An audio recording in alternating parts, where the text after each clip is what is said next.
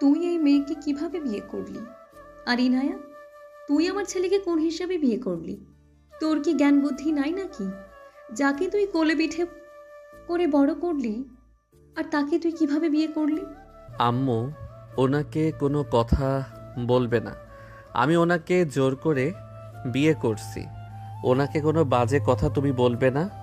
আরাফ, ছোট আম্মুর সাথে বেয়াদবি করো না। ইনায়ের গালে সজোরে থাপ্পড় মারল আরাফের আম্মু। আরেকবার থাপ্পড় মারবি, সাথে সাথে আরাফ হাত ধরে বলল, খবরদার আম্মু, আমার বউয়ের গায়ে হাত তুলবে না। ও এখন আমার স্ত্রী। ও আর এই বাড়ির কাজের মেয়ে না। আরাফ, আমার হাত ছাড়, না হলে তোর চামড়া আমি তুলে ফেলবো। আরাফের হাত ধরে ইনায় সরিয়ে দিলে আরাফের আম্মু চিল্লাপাল্লা করে সবাই নিচে আসলো। ইনায়কে দেখে বলল, ইনিয়া, কি রে তুই? আজকে সারাদিন কোথায় ছিলি? আর ভাবি, এত রেগে আছো কেন? চিল্লাপাল্লা করে পুরো বাড়ি মাথায় তুলে ফেলছো। এই ইনায়া আমার ছোট ছেলেকে বিয়ে করে বাসায় এসেছে। এখন তুই বল, রাগ করবো না, চিল্লাফাল্লা করবো না তো কি করব? আরাফের আম্মুর কথা শুনে সবাই যেন চমকে গেল। দুজনের দিকে তাকিয়ে বলল, ইয়ানা, এইসব কি বলছে? তুই আরাবকে বিয়ে করছস? ইনায়া মাথা নিচের দিকে করলে ইনায়ের আব্বু রেগে থাপ্পড় মেরে বলল, সি, তুই এমন জঘন্য কাজ কিভাবে করলি? আরাবকে তুই কিভাবে বিয়ে করলি? যাকে তুই ছোট থেকে বড় করলি তাকে বিয়ে করলি? জঘন্য মেয়ে, তোকে তো আমি মেরেই ফেলবো। ইনায়ের আব্বু মারতে যাবে, সাথে সাথে আরাফ হাত ধরে ধাক্কা মেরে দিয়ে বলল, খবরদার, আমার বউয়ের গায়ে আর কেউ হাত তুলে আমি ভুলে যাব সে আমার কে হয়। আমি ওনাকে জোর করে বিয়ে করছি। আমি ওনাকে ব্ল্যাকমেইল করে বিয়ে করছি। উনি আমাকে বিয়ে করতে চাই নাই। আমি ব্ল্যাকমেইল করে বিয়ে করছি, বুঝতে পারছো? আমি ওনাকে ভালোবাসি। আর আজ থেকে উনি আমার বউ। এতদিন আমি কিছু বলি নাই। যার যেমন ইচ্ছে হয়েছে ওনাকে মারছো, বকাঝোকা করছো, চাকরারির মতো খাটাতে। তারপর ওনাকে বিনা কারণে ভুল ধরে যার যেমন ইচ্ছে অত্যাচার করতে। তাই আমি ওনাকে বিয়ে করছি। ওনার গায়ে হাত তুলবে, তার সাথে আমি লড়ব। আরাফের কথা শুনে আরাফের আব্বুর কাছে আসলে আরাফের আম্মু নেকা কান্না করতে লাগলো। আরাফের আব্বুকে দেখেই নেয়া আরাফ ভয় পেয়ে গেল। আরাফের আব্বুর কাছে আসতে আরাফ নিচের দিকে তাকিয়ে বলল, আব্বু, আপনি সব সময় বলেছেন অন্যায় প্রতিবাদ করতে, সৎ পথে থাকতে। আব্বু, আমি ওনাকে ভালোবাসি। ওনাকে কেউ কষ্ট দিলে আমার সহ্য হইতো না। আমি ওনাকে ভালো একটা জীবন দেওয়ার জন্য ওনাকে বিয়ে করছি। দেখো, কলেজে উঠতে না উঠতে ছেলের মুখের কথা শোনো। এই বেয়াদব মেয়ে আমার ছেলের মাথা নষ্ট করে দিয়েছে। ওই ইচ্ছে করে আমার ছেলেকে ফাঁসিয়েছে। ওই তো ছোট মানুষ, বুঝতে পারে নাই ওর জালে পা দিয়ে ফেলছে। তুমি একটা কিছু করো। আরাফের আম্মু কথাগুলো কান্না করতে লাগলো আর বলতে লাগলো। ইনায় নিচের দিকে তাকিয়ে কান্না মাখা কণ্ঠে বলল, বড় আব্বু আমাকে যা শাস্তি দেওয়ার দেন, আরাফকে কিছু করেন না। ও ছোট মানুষ, আবেগের বয়স, ওর রক্ত সবসময় গরম থাকে। দয়া করে ওকে কিছু করেন না, আমি আপনার পা ধরছি। জঘন্য মেয়ে। ওর মা যেমন জঘন্য একজন মহিলা ছিল, তেমন ওইও হয়েছে কত বড় খারাপ মহিলা। ছোট ভাইকে বিয়ে করে নেয়। ওই ছোট মানুষ, আবেগ বেশি, তাই বলে ওকে বিয়ে করা লাগবে? তোকে গলা টিপে আগে মেরে ফেললে আজ এই দিন দেখা লাগতো না। ইনায়ের আব্বুর কথা শুনে আরাফের আব্বু সজোরে থাপ্পড় মেরে দিলে সবাই চমকে গেল। ইনায়ের আব্বু গালে হাত দিয়ে বলল, ভাইজান, আপনি আমাকে মারলেন? আমার ছেলের বউকে নিয়ে কোনো বাজে কথা আমি শুনতে চাই না। আরফ, বৌমাকে নিয়ে রুমে যা। রাফির আব্বু, তুমি এসব কি বলছো? ওকে বৌমা হিসেবে মেনে নিচ্ছ মানে কি? তুমি বুঝতে পারছো না? আরাফের আম্মুর মুখে এত বাজে গালির শব্দ ব্যবহার হতে সজোরে থাপ্পড় মেরে দিলে সবাই ভয়ে চুপ হয়ে গেল। আরাফ ওর আব্বুর দিকে তাকিয়ে খুশি হয়ে বলে, আই লাভ ইউ আব্বু। বউ, চলো আমার সাথে। আরাফ ইনায়কে কোলে তুলে নিয়ে যেতে লাগলো। সবাই রাগে গজগজ করতে লাগলো। ইনায়কে নিয়ে আরাফ রুমে গেলে আরাফ দীর্ঘ নিঃশ্বাস ছেড়ে খাটে বসে বলল, উফ, আব্বু তো আমাদের মেনে নিয়েছে, এইটাই অনেক কিছু। আরাফ, এই কাজটা তুমি ঠিক করলে না। আমাকে তুমি বিয়ে করে একদম ঠিক করো নাই। বড় আম্মু অনেক কষ্ট পেয়েছে। ওইসব রাখো, আমি যা করছি ঠিক করছি। আরাফ, আমার একদম ভালো লাগছে না আমার তোমাকে স্বামী হিসেবে মেনে নিতে। নিজের ভেতর কেমন অকওয়ার্ড ফিল হচ্ছে। কুল, এত ভাবতে হবে না। চলো তোমার রুম থেকে তোমার জামা কাপড় নিয়ে আসি। চলো। ইনার সাথে আরব চলে গেল। আরব ইনাকে জামা কাপড় বের করতে সাহায্য করতে লাগলো। আরফের কাজিন তুলি দরজার সামনে দাঁড়িয়ে রাগে গজগজ করতে লাগলো। তুলি মনে মনে ভাবতে লাগলো, কত চালাক, কিভাবে আমার থেকে আমার প্রিয় মানুষটাকে কেড়ে নিল। ওই নিশ্চয়ই আরাফকে বশ করে নিয়েছে। না হইলে আমি এতদিন ধরে ওকে এত সুযোগ দিতে যাচ্ছি, তাও ওই আমাকে ইগনোর করছে। আর সেখানে নাকি ইনায়াকে বিয়ে করলো, যে কিনা ওর 7 বছরের বড়। তুলি কথাগুলো ভেবে রাগে হাত মুঠো করে নিল। আরাফ ইনাকে সাহায্য করতে গিয়ে ইনায়ের হাতের সাথে হাত লাগলো। আরাফ ইনায়ের দিকে তাকালো, দুইজনের দিকে তাকালো। আরাফ ইনায়ের ঠোঁটের দিকে এগিয়ে যেতে লাগলো। কাছে আসার আগে যখন কাছে আসতে যাবে তখনই ছোট ফুপি এসে বলে ওঠে, আরাফ, তুই এটা কি করলি? আমার সাথে তোর বিয়ে হওয়ার কথা, আর সেখানে তুই কিনা ইয়ানাকে বিয়ে করে ফেললি কাউকে কিছু না জানিয়ে। দুইজন তাড়াতাড়ি নিজেদের সোজা করে সামনের দিকে তাকালো। আরাফ বলে ওঠে, আমার ওনাকে ভালো লাগছে, বিয়ে করছি। আর রাইসাকে আমি আমার বোনের চোখে দেখি।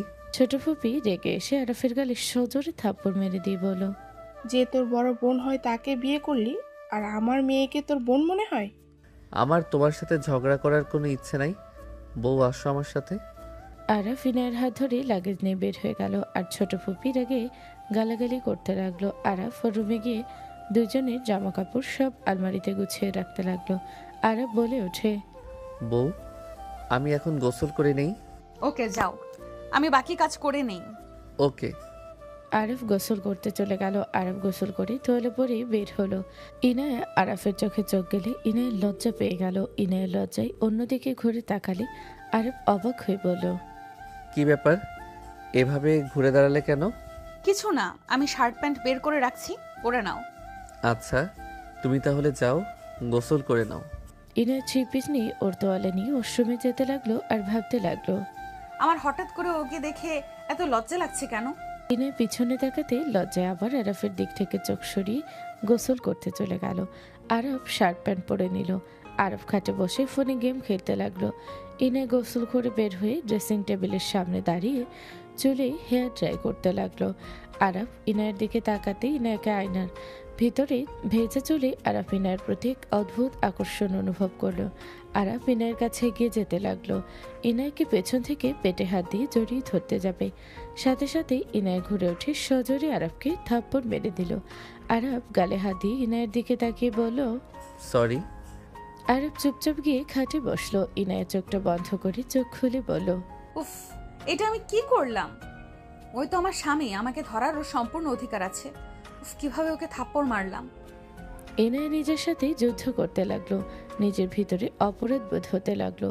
ইনায় আরাফের দিকে তাকালে দেখে আরাফ মন খারাপ হয়ে গেল, খেলছে। ইনায় আরাফের কাছে গিয়ে বলল, আরাফ, আই এম সরি। আমি বুঝতে পারি নাই, হুট করে একটা ছেলে মানুষের স্পর্শ আমি মেনে নিতে পারি নাই, আমাকে ক্ষমা করে দাও। আরে সরি বলতে হবে না, আমি হুট করে ধরেছি, এতে যে কেউ রাগ করবে। I am sorry. আরব কথাগুলো বলে আবার ফোনে গেম খেলতে লাগলো। ইনায় নিজের ভিতরে অপরাধ বোধ বেড়ে যেতে লাগলো। ইনায়া আরাফের দিকে তাকিয়ে কিছু না বলে চলে যেতে নিবে, হুট করে থেমে ইনায়া দরজা লাগিয়ে দিল। আরাফের দিকে তাকালে আরাফ ইনায়ের দিকে তাকিয়ে বলল, কি ব্যাপার, দরজা লাগিয়ে দিলে কেন? আরাফের কথায় ইনায়া কোনো উত্তর না দিয়ে সোজা আরাফের কাছে আসে। আরাফের হাত ধরে ওর কোমরে হাত রাখলো। আরাফ কেঁপে উঠল, সাথে ইনায়া নিজেও কেঁপে উঠল। আরাফ বলে ওঠে, আরে কি করছো? আমি তোমার উপরে রাগ করি নাই। আমি জানি আমার সাথে কমফোর্ট হতে সময় লাগবে। আমার হাত ছাড়ো। আরাফ, আমাকে জড়িয়ে ধরো, আমি তোমাকে কিচ্ছু বলবো না। আমি নিজের ভেতরে অপরাধ বোধে মন ছটফট করছে, প্লিজ তুমি আমাকে জড়িয়ে ধরো। ইনায়ের কথা শুনে আরাফ উঠে ইনাকে জড়িয়ে ধরতে নিয়ে হাত কাঁপতে লাগলো। ইনায় নিজে থেকে আরাফকে জড়িয়ে ধরলে আরাফ যেন পাথর হয়ে গেল। আরাফ পাথরের মতো দাঁড়িয়ে থাকলো। ইনায় লজ্জায় লাল হয়ে যেতে লাগলো। আরাফ ইনায়ের কোমর জড়িয়ে ধরলো। আরাফ ইনায়ের দিকে তাকাতে ইনায়া লজ্জায় মাথাটা নিচের দিকে করলো। আরাফ ইনায়াকে কিস করলো। ইনায়া আরাফের ঠোঁট জোড়া নিজের সাথেই নিজের দখলে নিয়ে নিল। দুইজন একে অপরকে কিস করতে করতে খাটের উপরে পড়ে গেলে দুইজন হেসে দিল। ইনায়া আরাফের দিকে তাকিয়ে বলল, আমি কখনোই কল্পনাও করি নাই আমার কোলে হিসু করে দেওয়া ছেলে কিনা আমার হাজবেন্ড হবে। ইনায়ের কথা শুনে আরব লজ্জা পেয়ে গেল। ইনায়কে লজ্জা দিয়ে নিচে ফেলে ঠোঁটে কিস করে ইনায়ের দিকে তাকিয়ে বলল, অতীতের কথা বলবে না, আমার শরম লাগে। আরবকে লজ্জা পেতে দেখে ইনায় হাসতে লাগলো। আরব মুগ্ধ হয়নি ইনায়ের হাসি দেখতে লাগলো। আরব ইনায়ের হাত খাটের সাথে চেপে ধরে গলায় কিস করলো। ইনায়ের হাসি থেমে গেল, সারা শরীর কেঁপে উঠল। আরব ইনায়ের গাল থেকে নিচের দিকে কিস করতে করতে যেতে ইনায় মাথার চুল খামচে দিয়ে ধরলো। আরব ইনাকে কিস করতে করতে মাতাল করে দিতে লাগলো। ইনায়ের আরবের স্পর্শে মাতাল হয়ে গেল। একে অপরকে আদর করতে ব্যস্ত হয়ে গেল। অনেকক্ষণ আদর করে দুজন ক্লান্ত হয়ে গেল। আরাফের বুকে ইনায় মাথা দিয়ে শুয়ে পড়ল। আরাফ ইনায়ের মাথায় হাত বুলিয়ে দিতে দিতে বলল, আজ থেকে আমার প্রতিশোধ নেওয়া শেষ। আরব কথাটা বলে মিটি মিটি হাসতে লাগলো। ইনায় অবাক হয়ে ওর দিকে তাকিয়ে বলল, মানে কিসের প্রতিশোধ? সব কিছু দেখছো ছোটবেলায়, আজ আমি তোমাকে মন ভরে দেখে নিলাম। তোমার কোমরের নিচে তিলটা জোস। আরব কথাটা বলে হাসলে ইনায় লজ্জা পেয়ে গেল। ইনায় তাড়াতাড়ি করে ওর শরীরের উপরে কাঁথা দিয়ে বলল, ফাজিল কোথাকার, ফাজিল বদমাস একটা। আমি তোমার বোন হই? বউ হও, বোন না। আরফের কথা শুনে ইনায় তোতলাতে তোতলাতে বলল, যাই হোক, আগে তো বড় বোন ছিলাম, ফাজিল, ছি। ইনায় লজ্জা পেয়ে খাট থেকে নেমে দৌড়ে অশ্রমে চলে গেল। আরব হাসতে লাগলো ওর চলে যাওয়া দেখে। ইনায় অশ্রমে গিয়ে লজ্জায় লাল হয়ে যেতে লাগলো। ইনায় শাওয়ার ছেড়ে দিল। আয়নায় নিজের দিকে তাকাতে লজ্জা পেতে লাগলো। আরফের স্পর্শ শরীরে জায়গায় জায়গায় ফিটে উঠেছে।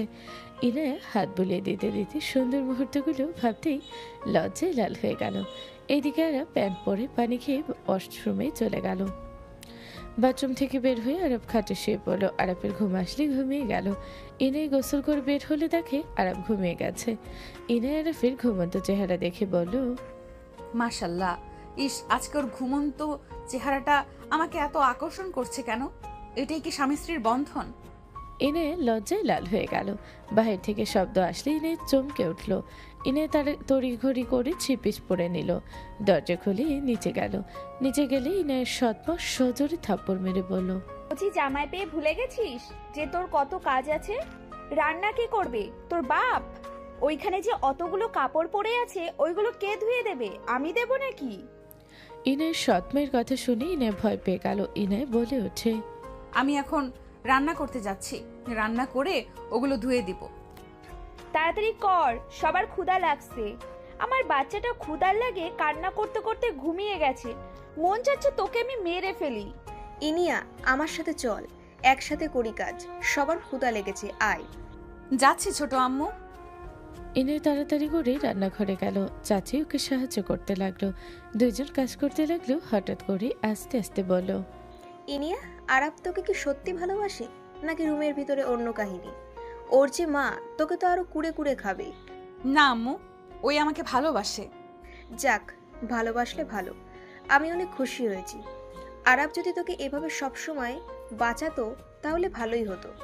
আমি তো চাইলেই তোকে বাঁচাতে পারবো না। সমস্যা নেই ছোট আম্মু। দুইজন কথা বলতে বলতে রান্না করতে লাগলো। আরবের ঘুম ভাঙলে উঠে গোসল করে নিচে নেমে আসলো। নিচে আসলে দেখে ইনায়া নেই। আরব তুলিকে জিজ্ঞেস করে পড়ল, এই তুলি, তোর আপুকে দেখছস? দেখি নাই। আম্মু, ইনায়াকে দেখছো? বেয়াদব ছেলে, তোর লজ্জা করে না? বিয়ে করতে না করতে বউ বউ করে নিছস। যাক বাবা, আমার বউ আমি খোঁজ নিব না? আমার বউকে আমি না দেখতে পেলে আমি জিজ্ঞেস করব না নাকি? ইনিয়া বাইরের ওয়াশরুমে জামা কাপড় ধুয়ে দিতে গেছে। আরফের রাগ উঠে গেল। আরব দৌড়ে বাহিরে গেল। যে ইনায়া পাইপ বন্ধ করে গোড়া সাবান দিয়ে বালতিতে দিতে যাবে, সাথে সাথে আরাফ ইনায়ের হাত ধরে বলল, এইসব কি করছো? আরাফের দিকে ইনায়া হাসি দিয়ে বলল, কি দুষ্টু, উঠে পড়েছো? এখানে কি করছো? এত জামা কাপড় কে ধুতে বলছে তোমাকে? কে বলবে? আমি ধুয়ে দেই, যেমন আজও তেমন। এসব কাজ করা লাগবে না, চলো আমার সাথে। হ্যাঁ, যাও তুমি, ছোট আম্মু খাবার দিয়ে দিবে, খেয়ে নাও গা। তুমি খাইছো? না, আমি কাজগুলো করে খেয়ে নিব, তুমি যাও। এইসব করা লাগবে না, আমার সাথে চলো, খেয়ে নিবে। আরে বাবা, তুমি যাও, আমি ধুয়ে দিয়ে আসছি। এতগুলো জামা কাপড় কে ধুবে শুনি? ওইসব শুনে আমি কি করব? যার যার পোশাক সেই ধুয়ে দিবে। আরাফ যাও না, কাজটা করে নেই। ইনায়ের কথা শুনে আরব কিছু না বলে সোজা কোলে তুলে নিল। ইনায় আরফের দিকে তাকিয়ে বলল, জান ছাড়ো, কাজ করতে দাও, আম্মুরা রেগে যাবে, প্লিজ ছাড়ো। ছাড়বো না। আরাফ, আমার কাজ না করলে ভালো লাগে না, প্লিজ ছাড়ো আমাকে। কাজটা করলে আর কোনো অশান্তি হবে না, আমার অশান্তি ভালো লাগে না। ওকে, তাহলে আমি তোমাকে সাহায্য করব। বাবা, আমার বর আমাকে সাহায্য করবে? বাহ, আমি তো দেখছি অনেক ভাগ্যবতী। ইনায় কথাটা বলে আরফের নাকের সাথে নাক ঘষা দিল। বারান্দা থেকে তুলি আরফের আম্মু চাচিদের ডাক দিয়ে নিয়ে এসে বলল, দেখো আম্মুরা, ওই ইনায়া আরাফের মাথা কি পরিমাণে নষ্ট করছে। মানুষজনও দেখে না, লজ্জা শরমের মাথা খেয়ে ফেলেছে ওরা। আরফ ইনায়কে নামিয়ে দিয়ে দুজন মিলে কাজ করতে লাগলো আর একে অপরের নাকে ফ্যানে লাগিয়ে দিতে লাগলো। দুজন জামা কাপড় ভিজিয়ে রাখলো। আরফ ইনায়ের সাথে দুষ্টুমি করতে লাগলো, ইনায় আরফের সাথে করতে লাগলো। দুজনের এত হাসি খুশি দেখে আরফের আম্মু ইনায়ের সৎমা রেগে তেড়ে গেল। চাচি ওদের খুশি দেখে নিজেও খুশি হয়ে গেল। দুজনে এগিয়ে গেলে ইনায়া হাসি থামিয়ে দিয়ে বলল, আম্মু কিছু বলবেন? তুই আমার ছেলেকে বিয়ে করছোস, তোর সাহস কি করে হয়? আর লজ্জা সরম কি খেয়েছোস? হ্যাঁ, বেয়াদব মেয়ে, তোর লজ্জা সরম বলে কিচ্ছু নাই। বাহিরে গার্ড, কত মানুষ, উপরে তোর বড় আপু আছে, আর তোরা দুইজন এখানে রোম্যান্স করোস? হ্যাঁ, আম্মু, আমার বউ, ওই আমরা কি করব না করব ওইটা একান্তই আমাদের ব্যাপার। এখানে তুমি কেন নাক গলাচ্ছ? আমার বউ, আমি সাহায্য করব, এটাই তো স্বাভাবিক। আমার বউকে আমি সাহায্য না করলে কে করবে? আরাফ, তুই বেশি কথা বলিস না, এখান থেকে চল। যাব না। এই ছেড়ি, তুই আরাফের মাথা কিভাবে ব্রেন ওয়াশ করলি? তোর কি লজ্জা শরম বলে কিচ্ছু নাই? মেজো কাকি চুপ করেন। আমার বউয়ের দিকে আঙুল তুলে কথা বলবেন না। বেশি কথা বললে আমার বউকে নিয়ে চলে যাব। এইসব আপনাকে ধুয়ে দিতে হবে কিন্তু। আরাফের কথা শুনে ইনায়ের সৎমা সাথে সাথে হাত নামিয়ে নিল। কিছুটা ঘাবড়ে গেল। আরাফের আম্মু বলে ওঠে, আরাফ, চল এখান থেকে। আরাফের হাত ধরতে নিয়ে যেতে নিলে আরাফ হাত ধরে সরিয়ে দিয়ে বলল, সরি আম্মু, যাওয়া সম্ভব না। আমার বউকে আমি কাজে সাহায্য করব, তারপর দুইজন মিলে গিয়ে খাবার খেয়ে নিব। আরাফ তুমি যাও, খাবার খেয়ে নাও গা, আমি একা একাই নিতে পারবো।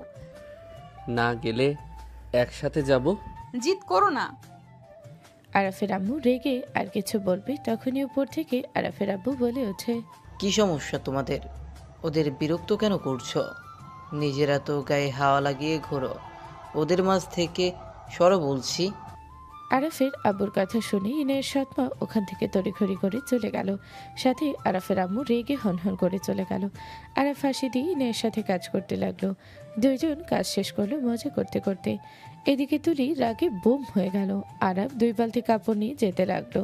ইনায়া ওর পিছন পিছন গেল। জামা কাপড় দুইজন মিলে মিলে মেলে দিল। কাজ শেষ করে আরাফ ইনায়কে কোলে তুলে নিয়ে বলল, কাজ তো শেষ, এখনো চলো দুইজন ফ্রেশ হতে খাবার খেয়ে নেই। আপনি তো ভালোই কাজ পারেন, শিখলেন কিভাবে শুনি? আমার বউ তো আগে আমাকে তার পাশে বসিয়ে সকল কাজ করত। আমি পড়ার ফাঁকে ফাঁকে আমার বউয়ের কাজগুলো দেখতাম, সেখান থেকে ধারণা হয়ে গেছিল। বাবা, এত বুদ্ধি আমার স্বামীর, ভাবা যায়? ওই, তুমি কি আমাকে নিয়ে মজা নিচ্ছ নাকি? ওয়েট, দেখাচ্ছি মজা। আরব যেই ইনায়ের ঠোঁটের দিকে যাবে সাথে সাথে আরফের ঠোঁট আঙুল দিয়ে হাসতে হাসতে বলল, সরি সরি, আর মজা নিব না। তাও এখানে কোনো কিছু করো না, দুষ্টু বর আমার, প্লিজ। ওকে, করব না, চলো যাই। নামিয়ে দাও না, আমার শরম লাগে তো।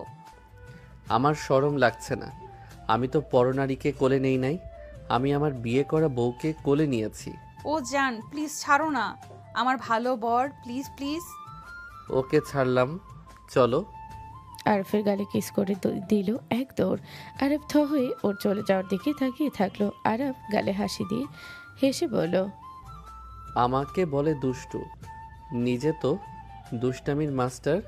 কথাগুলো বলে আরব হেসে চলে গেল। আরব ভিতরে গেলে দেখে সবাই খাবার খেয়ে উঠলো। আরব কিছু না বলে ইনায়কে বলল, বউ, তুমি এখানে বসো, আমি খাবার নিয়ে আসি। তুই কেন খাবার নিয়ে আসবি? ইনায়া, তোর হাতে কি নোড়া লাগছে নাকি যে সব কাজ আমার ছেলেকে দিয়ে করাস? আম্মু, বাজে কথা বলা বন্ধ করো। আরাফ, তুমি থাকো, আমি নিয়ে আসছি। চুপ করে এখানে বসো। আরাফ ইনাকে টান দিয়ে সোফায় বসিয়ে দিয়ে চলে গেল। রান্নাঘর থেকে এক প্লেটে খাবার বেশি করে নিয়ে এসেছে। আরাফ ইনার সাথে বসে টিভি চালু করে দিল। ইনায় বলে ওঠে, এত খাবার কার জন্য? তোমাকে খাওয়াই দিব, যা বাজবে আমি খাবো। আর খাবার নাই। চুপ করে থাকো। আরাফ ইনাকে খাইয়ে দিল। ইনাই খাইয়ে দিতে লাগলো। সবাই আগে ফুঁসতে লাগলো। ছোট চাচি মিটি মিটি হাসতে লাগলো। আরাফের আব্বু নিজের কাজ করতে লাগলো। আর চোখে ওদের দেখে মনে মনে বলতে লাগলো, বাহ, আমার ছোট ছেলে দেখি খুব কেয়ারিং। আরাফের আব্বু ওদের ব্যবহার দেখে খুশি হয়ে গেল। হঠাৎ করে বাসার ভিতরে আরাফের বড় ভাই রাফি আর ভাবি চলে আসলো। আরাফ আর ইনায়কে দেখে বলো, কিরে ভাই বোন কি খাচ্ছিস একসাথে? আর আরাপু, তুই না বড় হবার পর থেকে ইনায়ার থেকে দূরে থাকোস? ওই আমার বোন না, আমার বিয়ে করা বউ। আরাফের কথা শুনে রাফি ওর স্ত্রী অবাক হয়ে গেল। রাফির স্ত্রী রূপা বলে ওঠে, কি ইয়ানা, তোমার বউ মানে? ছোট ভাই এসব কি বললো? ঠিক শুনছো আপু। মাথা খারাপ হয়ে গেছে তোর? ইনায়া তোর বউ কিভাবে হয়? আর বিয়ে করছো, আমাদের তো কেউ কিছু জানালো না। ওই একা বিয়ে করছে? এই কাল নাগিনী আমার ছেলেকে বশ করে বিয়ে করেছে। ইনায়া, তোর সাহস কি করে হয় আমার ভাইকে ফাঁসিয়ে বিয়ে করার? রাফি মারতে যাবে, সাথে সাথে আরাফ ধাক্কা দিয়ে সরিয়ে দিয়ে ইনাকে পানি খাইয়ে দিতে দিতে বলল, ও আমার স্ত্রী, এখন আর তোমার চাচাতো বোন নাই, এখন তোমার ছোট ভাইয়ের বউ। সম্মান দিতে পারলে দিবে, না দিতে পারলে দূরে থাকবে। গায়ে হাত তোলার কোনো অধিকার তোমার নাই। তোর এত বড় সাহস, ওর জন্য নিজের ভাইকে ধাক্কা দেস? নিজের বউয়ের উপরে অধিকার খাটাতে গিয়ে মেরে আদমরা করে দাও। আবার এসেছে আমার বউকে মারতে। সাহসে কি দেখলে? বেশি বাড়াবাড়ি করলে গায়ে হাত উঠতে পারে। আরাফ, চুপ করো। আরাফ ইনায়ের কথা শুনে কিছু না বলে প্লেট নিয়ে রান্নাঘরে রেখে হাত ধুয়ে নিল। রাফি ইনায়াকে গালাগালি করতে লাগলো। আরাফ সোজা রাফির হাঁটুর পিছনে বাঁধে, সাথে সাথে ইনায়ের সামনে হাঁটু কেটে বসে পড়ল। রূপা এসে আরাফের গালে থাপ্পড় মেরে দিয়ে রাফিকে ধরল। আরাফ কিছু না বলে ইনাকে কোলে তুলে নিয়ে চলে গেল। আরাফের আম্মু বলে ওঠে, কাল নাগিনী, আমার ছেলেকে তুই বশ করে ভালো করস নাই। আমি তোকে ছাড়বো না। তোর মাকে যেমন এখান থেকে বিদায় করেছি, তেমন তোকেও আমি বিদায় করব। হ্যাঁ, আমি বের করেছি, তোকেও বের করব। আরাফের আম্মুর কথা শুনে ইনায়া আরাফকে থামিয়ে দিল। ইনায়ের কোল থেকে নেমে অপলক দৃষ্টিতে তাকিয়ে বলো, বড় আম্মু, তুমি আম্মুকে বাড়ি থেকে বিদায় করছো? ইনায়ের চোখ দিয়ে পানি গড়িয়ে পড়তে লাগলো। আরাফের আম্মু রেগে বলে, কি বলছো তুমি? বের করে দিয়েছো মানে? আরাফের আব্বুর কণ্ঠ শুনে আরাফের আম্মু কিছুটা চমকে উঠলো। কথা ঘোরাতে যাবে, সাথে সাথে ইনায় বলে ওঠে, বুঝে গেছি, আর আমাকে বুঝাতে হবে না। তোমার বোনকে আব্বুর সাথে বিয়ে দেওয়ার জন্য সব সময় আমার আম্মুকে ফাঁসাতে। তা না হলে সেদিন বড় ফুপি ঠিকই বলছিল, আমি বিশ্বাস করি নাই। ইনায় কান্না করতে লাগলো। আরাফ বলে ওঠে, আম্মু, তুমি কিভাবে পারলে মেজো আম্মুকে বের করে দিতে? আর এখানে আমি এক মুহূর্তও থাকবো না। আমি আমার মায়ের কাছে চলে যাব। আমি আমার মাকে ভুল বুঝে গেছি। তাকে তোমাদের কারণে ঘৃণা করে এখান থেকে গেছি। আমি সব সময় ভাবতাম নিশ্চয়ই আম্মু জঘন্য কাজগুলো করছে দেখে তোমরা আমাকে পছন্দ করো না। আমি আম্মুর ভুলের শাস্তি মাথা পেতে নিতাম, আর না। ইনায় কথাগুলো বলে দৌড়ে চলে গেল। আরাফ ইনায়ের পিছন পিছন যেতে লাগলো। রুমে যেতে আরাফ বলে ওঠে, ইনায়া কোথায় যাবে? তুমি যদি মেজো আম্মুর কাছে যাও, মেজো আম্মু আমাকে কখনোই তোমার সাথে দেখা করতে দিবে না।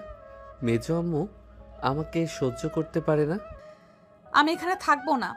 তোমার আম্মু আমার আম্মুকে যা যা মিথ্যে অভিযোগ করছে সব কিছু বানানো নাটক ছিল। একটা মানুষ এত নিচে কিভাবে নামতে পারে? নিজের বোনকে যা বানানোর জন্য আমার মায়ের ঘর পুরুষ ঢুকিয়ে দিয়ে বের করছে, আর সেখানে তুমি আমাকে বলো এই বাড়িতে থাকতে? কখনোই না।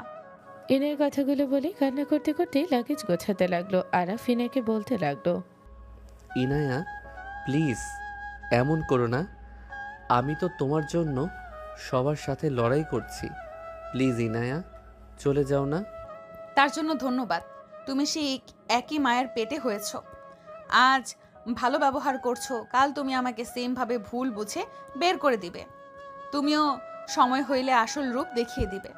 যেমন তোমার ভাই, তেমন তোমার বোন, আর তেমন তোমার মা। ইনায়া, এভাবে কেন বলছো? একটা হাতের আঙ্গুল যেমন সমান হয় না, একটা ফ্যামিলিতে সবাই এক হবে এমন কেন ভাবছো? সরো, আমার তোমাকে দেখলেও ঘৃণা আসছে। আরাফ ইনায়ের কথা শুনে চোখে পানি ছলছল করতে লাগলো। আরাফ ইনায়কে বলল, কি? আমাকে দেখে তোমার ঘৃণা আসছে? ইনায় কিছু না বলে লাগেজ নিয়ে চলে যেতে নিলে আরাফ বলে ওঠে, বউ প্লিজ যাও না, আমি তোমাকে ভালোবাসি, প্লিজ বউ যাও না। কোনো জঘন্য মহিলার ছেলের ভালোবাসা আমার কোনো দরকার নেই। ইনায়া, চুপ, আমার উপরে উঁচু গলায় কথা বলবে না। আমার মা ভুল করছে আমি মানছি, তাই বলে তুমি আমার সামনে তাকে জঘন্য মহিলা বলতে পারো না। আরাফের কথা শুনে ইনায় রাগে বলল, এই যে আসল রূপ চলে এসেছে। আমি চুপচাপ ছিলাম দেখে তুমি আমার দিকে টানতে। যদি আমি তোমার ফ্যামিলিকে কিছু বলতাম তাহলে ঠিক তোমার আসল রূপ প্রকাশ পেত। আবারও প্রমাণ হইল যেমন মা তার তেমন সন্তানরা। ইনায়া, চুপ, আমাকে আটকানোর চেষ্টা করো না। ইনায় কথাগুলো বলে নিচে চলে যেতে লাগলো। আরাফ ইনায়কে বোঝানোর চেষ্টা করতে লাগলো। ইনায় কোনো কথা শুনলো না। নিচে গিয়ে আরাফের হাত ধরে ওর আম্মুর দিকে ছুড়ে দিয়ে বলল, আপনার ছেলে আপনার কাছে দিয়ে দিলাম, সুখে থাকেন। তাও কোনো পাপ কাজে জড়িয়ে যায়েন না। আমার মায়ের সাথে যা যা করছেন, আমার মাকে যে পরিমাণ কষ্ট আপনারা দিয়েছেন, আল্লাহ যেন কোনো শত্রুকেও এমন ঘরে বউ না বানায়। ইনায়া, আমি তোমাকে আটকাবো না, চলে যাও তোমার মায়ের কাছে, অনেক আগে তোমার যাওয়া উচিত ছিল। ইনায় আরাফের আব্বুকে জড়িয়ে ধরে বলল, বড় আব্বু ভালো থাকবেন, নিজের যত্ন নিয়েন, আর মেডিসিনগুলো ঠিক মতো খায়েন, ঠিক আছে? ইনায়ের কথা শুনে আরাফের আব্বুর চোখে পানি চলে আসলো। আরাফের আব্বু কপালে চুমু দিয়ে বলল, ভালো থাকো, আর মায়ের মনে কখনো কষ্ট দিও না। ইনায়া আরাফের আব্বুর থেকে বিদায় নিয়ে চলে গেল। আরাফ ইনায়ের পিছন পিছন গেলে ইনায়া কোনো কিছু না শুনে সিএনজিতে উঠে চলে গেল। 5 দিন পর আরাফ কলেজের মাঠে বসে আছে। আরাফের পাশ দিয়ে ইনায়া গেলে আরাফ উঠে বলল, ইনায়া। আরাফের কণ্ঠ শুনে ইনায়া পিছনে ঘুরে তাকালো। আরাফে গিয়ে আসতে যাবে, সাথে সাথে ইনায়ের আম্মু চলে আসলো। ইনায়ের হাত ধরে বলল, ক্লাসে যা, আমি অফিসের ভিতরে ঢুকবো। ঠিক আছে। ইনায় চলে গেল। আরাফ মন চাইলেও ইনায়ের পিছনে যেতে পারলো না। আরাফের আব্বু পিছন থেকে এসে বলল, দোস্ত চল ক্লাসে যাই। আরাফ রাকিবের সাথে ক্লাসে চলে গেল। ক্লাস শুরু হলে আরাফ ওদিকে কোনো মনোযোগ নাই। হুট করে আরাফের মাথায় চোখ এসে লাগলো। আরাফ মাথায় হাত দিয়ে সামনের দিকে তাকাতে ইনায়ের আম্মু রেগে বলল, এখানে ক্লাস করার জায়গা, আরাম করার জায়গা না। যদি ক্লাস করতে মন না চায় তাহলে এখন এখান থেকে বের হয়ে যাও। Sorry ma'am. ইডিয়ট। আরাফ কিছু বলল না, মন না চাইলেও ক্লাস করলো। ক্লাস শেষ হলে আরাফ ছাদে চলে গেল। আরাফের পিছন পিছন রাকিব এসে বলল, কি ব্যাপার, তোর মন খারাপ নাকি? নতুন বিয়ে করলি, 5 দিনে কি হইলো যে মন খারাপ হয়ে গেছে? কিছু না। আমাকে বল কি হয়েছে। আচ্ছা, তোদের প্রাইভেট পড়াই কোথায় রে? ম্যামের বাসায়। আমিও পড়ব। ম্যামকে বলিস তো। তোর কথা শুনতে পারে না। আচ্ছা, তোদের সাথে যাব, দেখি পড়াবে নাকি না। ওকে। আরাফ রাকিবের সাথে নিচে চলে গেল। সব ক্লাস করে দুপুরের দিকে দুজন রাস্তা দিয়ে হেঁটে যাচ্ছিল। পাশ দিয়ে ইনায়ের আম্মু আর ইনায়ের রিক্সা নিয়ে চলে গেল। আরাফ ইনায়ের চলে যাওয়ার দিকে তাকিয়ে থাকলো। ইনায় আরাফকে রিক্সার সামনে আয়নাতে যতটুকু দেখা গেল ইনায় তাকিয়ে থাকলো। বিকেলের দিকে আরাফ রাকিবের সাথে চলে গেল। বারান্দায় তাকাতে দেখে সব স্টুডেন্টরা বেঞ্চিতে বসে আছে। সামনে ইনায়ের আম্মু বসে থেকে চশমা ঠিক করছে আর পড়াচ্ছে। রাকিব সালাম দিলে সামনের দিকে তাকিয়ে আরাফকে দেখে বলল, তুমি এখানে কেন? ম্যাম, আমি পড়ব। হারাম খোরদের টাকা নিয়ে আমার পড়ানোর কোনো ইচ্ছে নেই। ইনায়ের আম্মুর কথা শুনে সবাই হো হো করে হেসে দিল। ইনায় চা দিতে সে আরাফকে দেখে অবাক হয়ে গেল। আরাফ বলে ওঠে, ম্যাম, আপনার টাকাটা আমি নিজেই ইনকাম করে দিব। চুরি করে ইনকাম করবে নাকি ডাকাতি করে? কথাটা বলে সবাই হাসতে লাগলো। আরাফ বলে ওঠে, ম্যাম, চুরি ডাকাতি কেন করব? দুনিয়াতে কি এসব ছাড়া কোনো কাজ নাই নাকি যে এসব করে টাকা ইনকাম করা লাগবে? তোমার বংশে আবার ভালো কাজ করে ইনকাম হয় না। ম্যাম, আমাকে যা ইচ্ছে বলেন, আমার ফ্যামিলিকে নিয়ে কথা বলবেন না। এত বড় সাহস, আমার বাসায় এসেছো, আমার সামনে উঁচু গলায় কথা বলো? বের হয়ে যাও। তোমার মতো বেয়াদবি স্টুডেন্ট আমার কোনো দরকার নেই। Sorry ma'am. আরাফ, রুমে আসো, কথা আছে তোমার সাথে। তোর আবার কিসের কথা? আসো। ইনায়ের পিছন পিছন আরাফ চলে গেল। রুমে যেতে আরাফ ইনায়কে পিছন থেকে জড়িয়ে ধরে কান্না মাখা কণ্ঠে বলল, আমার তোমাকে ছাড়া কিছু ভালো লাগছে না। তুমি আমার সাথে চলো প্লিজ। আমি তোমাকে ছাড়া থাকতে পারছি না। আমার ওই বাড়ি দম বন্ধ হয়ে আসছে। ইনায় চোখটা বন্ধ করে ফেললো। ইনায় চোখ খুলে চোখের পানিগুলো ছলছল করতে লাগলো, যেন যে কোনো মুহূর্তে টপ করে গড়িয়ে পড়বে। ইনায় আরাফের হাত ধরে নিজের কাছে থেকে সরিয়ে নিয়ে বলল, শোনো, তুমি যেটা ভাবছো সেটা কখনোই পূর্ণ হবে না। এখানে পড়তে কেন আসছো আমি খুব ভালো করেই জানি, বাট তোমাকে আমি ডিভোর্স দিব। 3 মাস হয়ে যাক, আপাতত আমাকে বিরক্ত করো না। আমি তোমাকে ভালোবাসি না, তুমি আমাকে জোর করে বিয়ে করেছিলে, তাই এখন থেকে চলে যাও। এখানে এসেছে কোনোদিনও লাভ হবে না। তুমি যদি আমাকে বিরক্ত করো তাহলে আমি নিজেকে শেষ করে দিব। এইসব ঝামেলা আমার একদম ভালো লাগে না। ইনায়া, আমি যা বলছি তাই করব। এখন তুমি যদি চাও আমি মরি, তাহলে এসেছো আমাকে বিরক্ত করো। আর আমাকে যদি একটুও ভালোবেসে থাকো তাহলে আমাকে আমার মতো থাকতে দাও। জীবনে কম তো কষ্ট করি নাই, এখন আমাকে শান্তিতে বাঁচতে দাও। আমার শান্তিতে বাঁচার অধিকার আছে। আর এখানে এসো না প্লিজ, আমি তোমার হাত জোর করছি, চলে যাও। আমি তোমাকে ভালোবাসি না, আমি তোমাকে আমার ছোট ভাইয়ের মতো দেখেছি। ইনায় আরাফকে আরো অনেক কিছু বলতে লাগলো। লাস্টের কথা আরাফের সহ্য হলো না। আরাফ ইনায়ের গালে থাপ্পড় মেরে দিয়ে বলল, আর একটা কথা বলবে না? তুমি আমার সাথে সম্পর্ক রাখতে চাও না, আমি মেনে নিয়েছি, বাট আমার মায়ের নামে একটা বাজে কথা আমি শুনবো না। আমি মিথ্যা তো বলি নাই, সত্যি বলে সেটাই তো তেতো লাগে। আর আমাকে থাপ্পড় দিলে ভালোই করেছো, বের হয়ে যাও। ইনায়ের ধমকের সুর বাহিরের সবাই চমকে উঠল। ইনায়ের আম্মু ভিতরে ঢুকতে আরাফ ইনায়ের আম্মুকে বলল, ছোট আম্মু, আমার মায়ের হয়ে আপনার কাছে আমি ক্ষমা চাচ্ছি। পারলে আমার মাকে ক্ষমা করে দিয়েন। আমি আপনাদের অনেক জ্বালিয়েছি, আর কোনো দিন আপনাদের সামনে আমি আসবো না। আরাফ কথাগুলো বলে চোখের পানি মুছতে মুছতে চলে গেল। ইনায়ের আম্মু ইনায়ের দিকে তাকিয়ে বলল, তুই ওকে কি বলছস? ওর মা সব কাহিনী বলছি। ইনায়ের আম্মু থাপ্পড় মেরে বলল, আমি তোকে বিশ্বাস করে আবেগের বশে সব বলেছিলাম, তাই বলে তুই আরাবকে সব বলবি? মা যত খারাপ হোক, তার সন্তানকে এইসব কথা কিভাবে বলতে পারলি? কেন জানবে না? ওর মা তো ভালো মানুষ, সব থেকে পবিত্র মহিলা। ওর জানা উচিত ছিল ওর মা যে কত বড় জঘন্য মহিলা।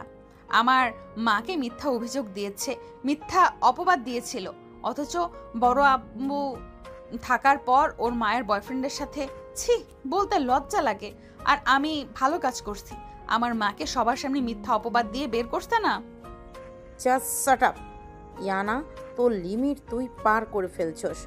ওই ছেলেটার মনের অবস্থা কি হতে পারে তোর কোনো ধারণা আছে? ওসব দেখে আমার লাভ নাই। আমাকে যখন সবাই আমার মায়ের চরিত্র নিয়ে আমাকে গালাগালি করত, আমাকে বলতো আমার মা চরিত্রহীন, আমিও বড় হইলে তাই হব, আমাকে কম গালাগালি করে নাই ওরা। এই জন্য তো বলি, বড় আব্বু কেন ওই মহিলার সাথে ঝগড়া করে মাঝে মাঝে, কেন ওকে দেখতে পারে না? ওইরকম নোংরা মহিলাকে আমি হইলে ডিভোর্স দিয়ে দিতাম। আসলে আমার বড় আব্বু একটা মানুষ, কত ভালো মানুষ, অন্যজনের সন্তানকে নিজের সন্তানের মতো বড় করছে। ইনায়ের কথা শুনে ওর আম্মু আরেকটা থাপ্পড় মেরে বলল, চুপ করবি তুই? তোকে কি আমি সব কিছু বলেছি নাকি, যে তুই বাকি সব বানিয়ে অভিযোগ করেছিস? যা সব জানোস না তা নিয়ে কথা বলিস না। আম্মু আমাকে ওদের জন্য মারবে না তো? ইনায়ের আম্মু রাগে মারতে গিয়ে মারল না, বাহির থেকে ডাক আসলে চলে গেল। এদিকে আরাফ বাসায় গেল। সবাই আরাফের দিকে তাকিয়ে বলল, কিরে আরাফ, ওদের কিছু হয়েছে নাকি? চোখ লাল হয়ে আছে কেন? ওই কালনাগিনীর সাথে নিশ্চয়ই দেখা হয়েছিল। আরাফ ওর মায়ের দিকে তাকালো। আরাফের মা আরাফের তাকানো দেখে চমকে উঠল। আরাফের আব্বু বলে ওঠে, আরাফ, কি হয়েছে রে তোর? আরাফ ওর মায়ের হাত ধরে নিয়ে যেতে লাগলো। সবাই অবাক হয়ে গেল। আরাফ টেনে রুমে নিয়ে গেলে আরাফের আম্মু বলল, আরাফ, কি হয়েছে? এভাবে টেনে নিয়ে আসলি কেন? রায়হান চৌধুরী নামে কাউকে চেনো? আরাফের কথা শুনে আরাফের আম্মু চমকে উঠল। আরাফের আম্মু তোতলাতে তোতলাতে বলল, না, আমি চিনি না। মিথ্যা বলো না, তোমার চোখ মুখ বলছে তুমি চেনো। আমি সব কিছু জেনে গেছি। আমি তোমার অবৈধ সন্তান, তাই না? আব্বু আমার নিজের বাবা না, তাই না? আরাফের কথা শুনে আরাফের আম্মু রেগে গিয়ে বলল, তোকে এইসব কে বলেছে? যা বলছি সত্যি, তাই না? আমার প্রশ্নের উত্তর দাও। আমি তোমাকে কিছু বলছি না, আমার উত্তর দাও প্রশ্নের। আমি একটা জারজ সন্তান, মা। আরাফ কথাগুলো শেষ করতে আরাফের আম্মু ওকে শক্ত করে জড়িয়ে ধরে বলল, আরাফ, আমি জানি না এসব কোথা থেকে শুনছোস, বাট আরাফ, আমি তোর কাছ থেকে আর কিচ্ছু লুকাবো না। আজ আমি তোকে সব কিছু বলবো। আরাফের আম্মু আরাফকে নিয়ে যেতে লাগলো। আরাফের আম্মু নিজের রুমে গিয়ে দরজা লাগিয়ে দিল। একটা সিক্রেট ড্রয়ার বের করলে আরাফ অবাক হয়ে গেল। আরাফ ড্রয়ার থেকে একটা অ্যালবাম বের করে আরাফকে বসিয়ে দিয়ে বলল, আরাফ, আমি যা বলবো তুই জানি না মেনে নিতে পারবি কিনা। আর আমি তোর নিজের মা না। কি? হ্যাঁ, আমি তোর মা না। রায়হান চৌধুরী তোমার বয়ফ্রেন্ড না? হ্যাঁ, ওই আমার বয়ফ্রেন্ড ছিল। আমি তোর মা রাইহান একসাথে পড়াশোনা করতাম। আমাদের দুইজনের রিলেশনে সাহায্য তোর মা করত। আমাদের দুইজনের চিঠি আদান প্রদান তোর মাই করত। মাঝখানে আমার আর রাইহানের মধ্যে ঝামেলা হয়। রাইহান আমার সাথে ব্রেকআপ করার পর ও দেশের বাইরে চলে যায়। সাথে তোর মাও পড়াশোনায় চলে যায়। আমরা মধ্যবিত্ত ফ্যামিলি দেখে আমার বাবা আমাকে তোর আব্বুর সাথে বিয়ে দিয়ে দেয়। ওদের সাথে আর আমার কোনো যোগাযোগ হয় নাই। আতিয়া হওয়ার পর আমার একটা সন্তান হয়েছিল, গর্ভে মারা গেছিল। আমি আর তোর আব্বু হসপিটাল গেছিলাম, তখনই তোর মায়ের সাথে আমার দেখা হয়। আমি অনেক অবাক হয়ে গেছিলাম। ওকে দেখলাম অনেক শুকিয়ে গেছিল। ওর সাথে কথা বলতে বলতে ও জানায় গর্ভে 6 মাসের বাচ্চা আছে রাইহানের। কিন্তু দুই ফ্যামিলির মাঝে শত্রুতা শুরু হয়ে গেছে। না বিয়ে করতে পারবে, আর না এই সন্তান রাখতে পারবে, আর না রাইহানকে বলার সুযোগ পেয়েছে। আরাফের আম্মু আর কিছু বলতে যাবে তখনই ফোনটা বেজে উঠল। আরাফের আম্মুর ফোনের স্ক্রিনে তাকিয়ে চমকে উঠল। আরাফের আম্মু ফোনটা কানে নিয়ে বলল, আসসালামু আলাইকুম, কেমন আছিস? ওয়ালাইকুম আসসালাম, আলহামদুলিল্লাহ ভালো। তুই কেমন আছোস? ভালো। কিছু হয়েছে কি? আমি দেশে আসছি। কি? কবে? কিছুক্ষণ আগেই বাসায় আসলাম। আমি তোর বাসায় আসতে চাই। তোকে আমি পরে কল দিই। কেন? আরাফ এসেছে? ওই আমার পাশে আছে, পরে কল দিই। ফোন কেটে দিলে আরাফ বলে, কে কল দিয়েছিল আম্মু? পরে বলি, আগে শোন বাকি কথা। বলো। ও আমাদের সব কিছু বলল, কিভাবে কি হয়েছে। ডাক্তারও বাচ্চা ফেলতে রাজি না। টাকার বিনিময়েও কাজটা তারা করবে না। আবার তোর মাও তোকে ফেলতে চাচ্ছিল না। চারিদিকে সমস্যা, বাধ্য হয়ে এসেছিল। অনেক কান্না করছিল। পরে তোর আব্বু অনেক মায়া লাগে। পরে ওই বলে, আপনি বাচ্চাটা জন্ম দিন, আমি বাচ্চাটাকে আমার সন্তান হিসেবে বড় করব। আমাদের সন্তান পেটের ভিতরে মারা গেছে, সেই বাচ্চা ফেলে দিতে এসেছি। কেউ এটা জানে না। আমরা দূরে আছি, আপনার বাচ্চাকে আমাদের বাচ্চা হিসাবে রাখবো, কেউ জানতেও পারবে না। তারপর তুই হইলে তোর আব্বু নিজের এলাকাতে ব্যবসা দিয়ে দিল। তারপর ওইখান থেকে বাচ্চা নিয়ে আমাদের এলাকায় চলে আসি। আরাফের আম্মুর কথা শুনে আরাফ বলে ওঠে, আমাকে ক্ষমা করে দিন। আমি না বুঝে আপনাদের সাথে অনেক খারাপ ব্যবহার করছি। আপনারা জানেন আমি আপনাদের নিজের সন্তান না, তারপরও আপনারা আমাকে আদর ভালোবাসা দিয়ে বড় করছেন। একবারও বুঝতে দেন নাই যে আমি আপনাদের সন্তান না। আরাফ, আমি জানি তোর অনেক কষ্ট হচ্ছে, কিন্তু বাবা, তোর মাকে ভুল বুঝিস না। বাট একটাই কথা বলেন তো, আমি আপনার অবৈধ সন্তান, এইটা কেন ওরা বলল? কে বলছে? ইনায়ার আম্মু? না, ইনায়ার আম্মু বলছে কারণ ওই জানতো রাইহান আমার বয়ফ্রেন্ড, কারণ ওই আমাদের ক্লাসমেট ছিল। আর রাইহান সাথে একবার দেখা হইলে রাইহান অতীতের কিছু কথা বলতে বলতে আমার হাত ধরেছিল, যেটা ও দেখেছিল। আমি ওকে থাপ্পড় মেরে কান্না করতে করতে রুম থেকে বের হয়েছিলাম। সেইটা দেখে ও ভেবে নিয়েছিল আমাদের মাঝে হয়তো কিছু হয়েছিল। তার 3 মাস পর আমার পেটে বাচ্চা জানার পর ও সেটাই ধরে নিয়েছিল। ওই আমাকে ব্ল্যাকমেল করছিল। তার মানে মেজো আম্মু, তোমার ক্লাসমেটের সাথে যাও ছিল? ওকে আমার আগে থেকে সহ্য হইতো না। আমাদের ব্রেকআপের মাঝে ওর হাত ছিল, যার কারণে ওকে আমি শত্রু ভাবতাম। এই জন্য তুমি তাকে মিথ্যাভাবে ফাঁসিয়েছিলে? সত্যি বলতে, তোর চাচু ওকে ভালোবাসতো না, আমার ছোট বোনকে ভালোবাসতো। তা তোর দাদু ওই জায়গায় বিয়ে দেয়। আর আমার রাগও ছিল। তোর চাচুকে জাস্ট সাহায্য করছিলাম এখান থেকে ওকে বের করে দেওয়ার জন্য। আম্মু, তুমি এটা কি ঠিক করছো? আমার নিজের কাছে নিজের উপরে ঘৃণা হচ্ছে, বাট রাগে আর জিদে ওইসব করেছিলাম। আচ্ছা, রায়হান চৌধুরী কি জানে না আমি যে তার সন্তান? না, ওই কিছু জানে না। তোর আব্বু আম্মুকে দেখবি? ওয়েট। অ্যালবাম খুলে দিল। আরাফকে তাদের কলেজ লাইফ, স্কুল লাইফের ছবি দেখাতে লাগলো। আরাফ অবাক হয়ে বলল, এটা তো নাম্বার 1 ওয়েমেন বিজনেসম্যান, আর উনি তো সাদেক মন্ত্রীর ছেলে। রায়হান চৌধুরী প্রফেসর সাথে বিজনেসম্যান। তুই তো ওদের ভালোই চেনস।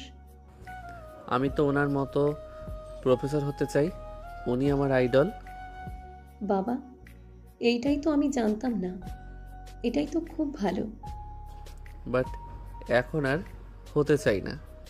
কেন? জঘন্য মানুষদের মতো হওয়ার কোনো ইচ্ছে আর নাই। আমাকে মেরে ফেলা উচিত ছিল আম্মু। এই দুইজন কত জনের আইডল, আর সেখানে নাকি ওনারা জঘন্যতম লোক। আরাফ, বাজে কথা বলিস না। ওদের ভুলবশত হয়েছিল। কল দিয়েছে আবার।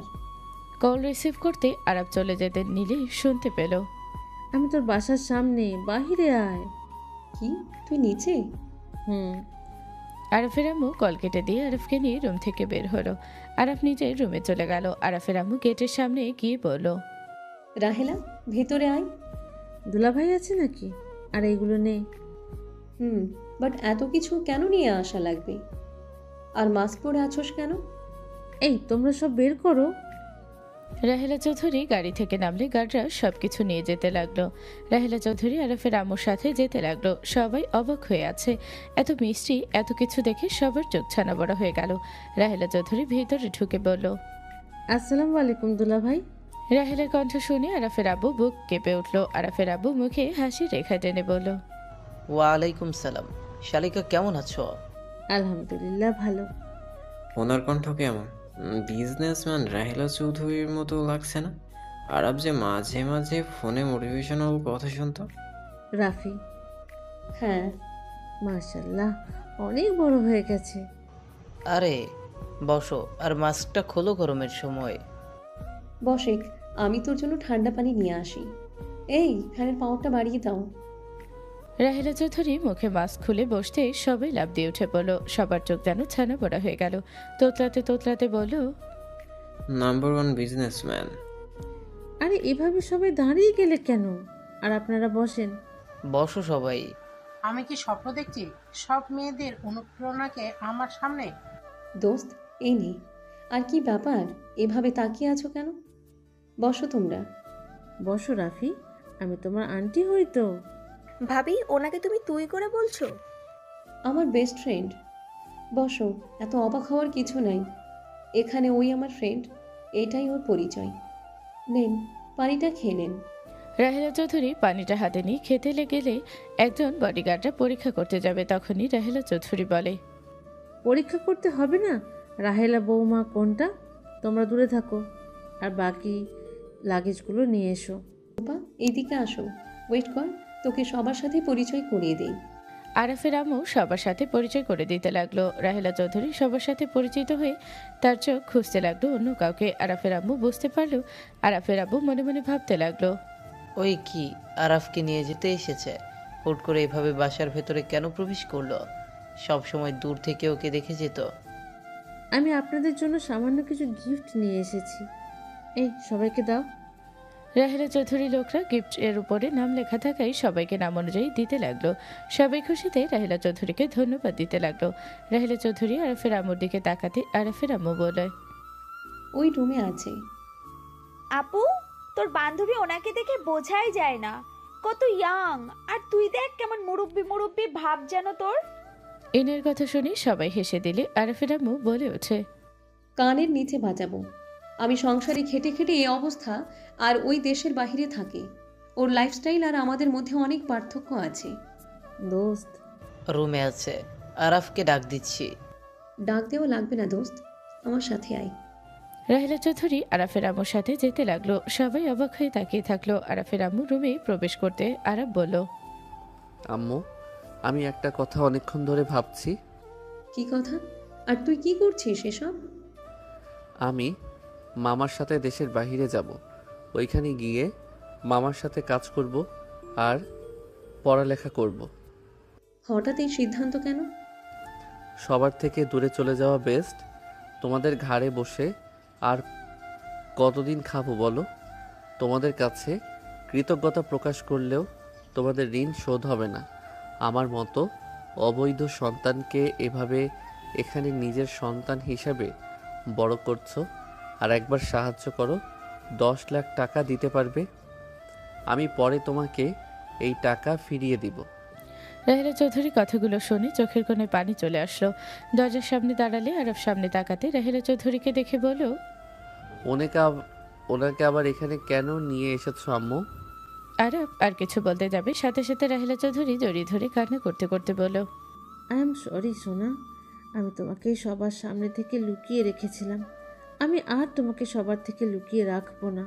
আমি সবাইকে জানিয়ে দেবো তুমি আমার সন্তান। ছাড়েন, এখন যেমন ভালো আছি, অবৈধ সন্তান হিসেবে পরিচয় হওয়ার কোনো ইচ্ছে আমার নাই। আরাফ, তোমাকে আমি আমার সন্তান হিসেবে পরিচয় দেব। আমাকে যে যেমন ভাবার ভাবুক, এতে আমার কিচ্ছু যায় আসে না। আমি তোমাকে আমার কাছে চাই। আমি তোমাকে আর আমার থেকে দূরে থাকতে দেব না। আবেগ দিয়ে দুনিয়া চলে না ম্যাম। আপনি অর্ধেক মানুষের আইডল। আপনি যদি সবার সামনে আমাকে সন্তান হিসেবে পরিচয় দেন, তাহলে সবাই আপনার স্বামীর খোঁজ করবে, আপনাকে চারিদিক থেকে ঘিরে ধরবে। আপনাদের এমনিতে শত্রুর অভাব নাই। বাদ দেন, আপনি এখান থেকে চলে যান। আমি আর সমাজের কারোর কথাই ভয় পাই না। আমি আমার সন্তানকে রিপ্রেজেন্ট করতে চাই। কে আমাকে কেমন ভাবলো ওইটা দেখার সময় আমার নাই। তুমি আমার সাথে চলো। আমি কোথাও যাব না। এইসব আবেগ নিজের কাছে রাখেন। আমাকে দেখাতে আসবেন না। ভালোবাসা আমার প্রতি থাকলে আমার খোঁজ খবর নিতেন, আমার কাছে আসতেন। কিন্তু কোনোদিন তো আপনাকে দেখলাম না আমার কাছে আসা বা আমার খোঁজ নেওয়া। আরাফ, তুই ভুল বুঝছিস। রাহেলা তোর খোঁজ খবর নিত। ওই শহরে যতদিন থাকতো ছদ্মবেশ নিয়ে তোর আশেপাশেই থাকতো। তোর মনে হয় তোর একটা ভালো আন্টি ছিল যে তোকে অনেক ভালোবাসতো। ওইটা আর কেউ না, ওইটা রাহেলা চৌধুরী ছিল। আরব অবাক হয়ে গেল। রাহেলা চৌধুরী চোখে পানি নিয়ে নিচের দিকে তাকালে আরব রাহেলা চৌধুরীকে জড়িয়ে ধরে বলে ওঠে, আপনাকে আমি অনেক মিস করছি, এখনও করি। আপনি আমাকে আগে কেন বলেন নাই? আপনি আমার আম্মু হন। আমি আগে জানলে কখনো কাউকে বলতাম না, বাট আপনাকে আম্মু হিসেবে তো জানতাম। আমি ভয় পেতাম তুমি আমাকে যে ভালোবাসো।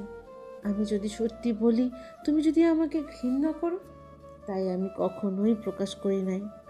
আপনি 4 বছর আমাকে কিছু না বলে উধাও কেন হয়ে গেছিলেন? তুমি বড় হতে শুরু করেছিলে, সব কিছু বুঝতে শিখেছিলে। আমি তোমার সামনে যাওয়ার সাহস পাই নাই। তোমাকে দূর থেকে দেখে যেতাম। আপনি তো দেশের বাইরে গেছিলেন, কবে এসেছেন? 3 ঘন্টা আগে এসেছি। এখানে 1 ঘন্টা হয়ে গেল এসেছি। আরাফ, তোর আম্মুকে বসতে দে। আমি ওনাকে আম্মু বলতে পারবো না। তোমাকে আমি জোর করব না। তোমার যেইটা ভালো লাগে সেইটা বলে ডাকো। আমি আপনাকে ভালো আন্টি বলে ডাকতাম, সেইটা বলে ডাকবো। আর আমাকে পরিচয় দিতে হবে না।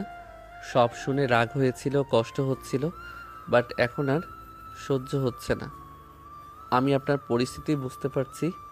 আমি আপনার উপরে রাগ দেখিয়ে ঘৃণা করে অতীত পরিবর্তন করতে পারবো না। I am sorry.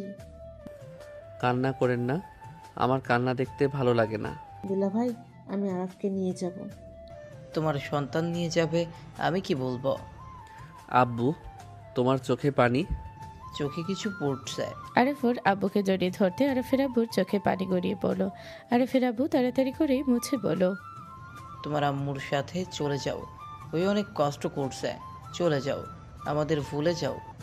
আরাফ ওর আম্মুর দিকে তাকাতে দেখে চোখের পানিগুলো টলমল করছে। আরাফ কিছু বলবে, সাথে সাথে ওর আম্মু জড়িয়ে ধরে বলল, আরাফ, আমাদের ভুলে যাস না। আমাদের সাথে দেখা করবি তো? আমাদের ভুলে যাবি না তো? আব্বু আম্মু, তোমরা আমাকে ভয় দেখাচ্ছ, কিন্তু আমি তোমাদের ভুলে যাব তুমি ভাবলে কিভাবে? তোমাদের আমি বাবা মা হিসাবে জানি। আমি তোমাদেরকে বাবা মা হিসাবে সারা জীবন মনে রাখবো।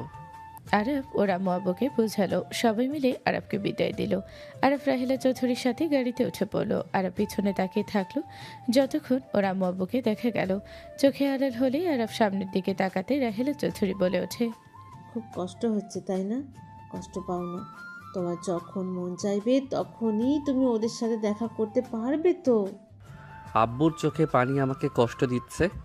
আব্বুকে কখনোই আমি কাঁদতে দেখি নাই। আজ প্রথম আমি আব্বুর চোখে পানি দেখলাম। কষ্ট পাও না, দুলাভাই তোমাকে অনেক ভালোবাসে। 18 বছর ধরে তোমাকে লালন পালন করছে। কষ্ট তো হবেই, কিন্তু আমি তোমাকে বন্দি করে রাখবো না। তোমার যেটা ভালো লাগবে তুমি তাই করো। দুজন কথা বলতে বলতে চলে গেল। 1 ঘন্টা জার্নি করে গাড়িটা একটা বিশাল বাড়ির ভেতরে থামলো। গাড়ি দরজা খুলে দিল এক দল বডিগার্ড এসে। আরাফ নামলো। আরাফ রাহেলা চৌধুরীর দিকে গিয়ে হাত ধরে নামিয়ে দিলে রাহেলা চৌধুরী খুশি হয়ে বলল, থ্যাংক ইউ আমার কলিজার টুকরা। ওয়েলকাম। আরাফ রাহেলা চৌধুরীর সাথে হেঁটে যেতে লাগলো। আরাফ ভিতরে প্রবেশ করতে সাথে সাথে উপর থেকে ফুলের বর্ষণ হতে লাগলো। আরাফ অবাক হয়ে গেল। সামনে যত এগিয়ে যেতে লাগলো কাজের লোক সবাই ওয়েলকাম জানালো। সামনে গেছে একজন 50 থেকে 54 বছরের একজন মহিলা। ফুলের তোড়া দিয়ে বলল, স্বাগত নানু ভাই। আরাফকে একে একে সবাই তোড়া দিয়ে স্বাগত জানাতে লাগলো। আরাফের খুশিতে সবাইকে ধন্যবাদ দিতে লাগলো। রাহেলা চৌধুরী বলে উঠল, আরাফ আমার আব্বু আর আম্মু। আসসালামু আলাইকুম। আরাফ এক এক করে সবার সাথে কুশল বিনিময় করলো। আরাফ সবাই আরাফকে জড়িয়ে বুকের সাথে আদর করলো। শুধু একজন বাদে আরাফ বলে উঠল, আসসালামু আলাইকুম মামা। ওয়ালাইকুম সালাম। কথাটা বলে চলে গেল। একজন এসে আরাফের দিকে হাত বাড়িয়ে বলল, হাই ইয়াং ম্যান। আরাফ কুশল বিনিময় করলো। রাহেলা চৌধুরীর দিকে তাকাতে পেছন থেকে একজন বলে ওঠে, আরাফ উনি আমার মামা।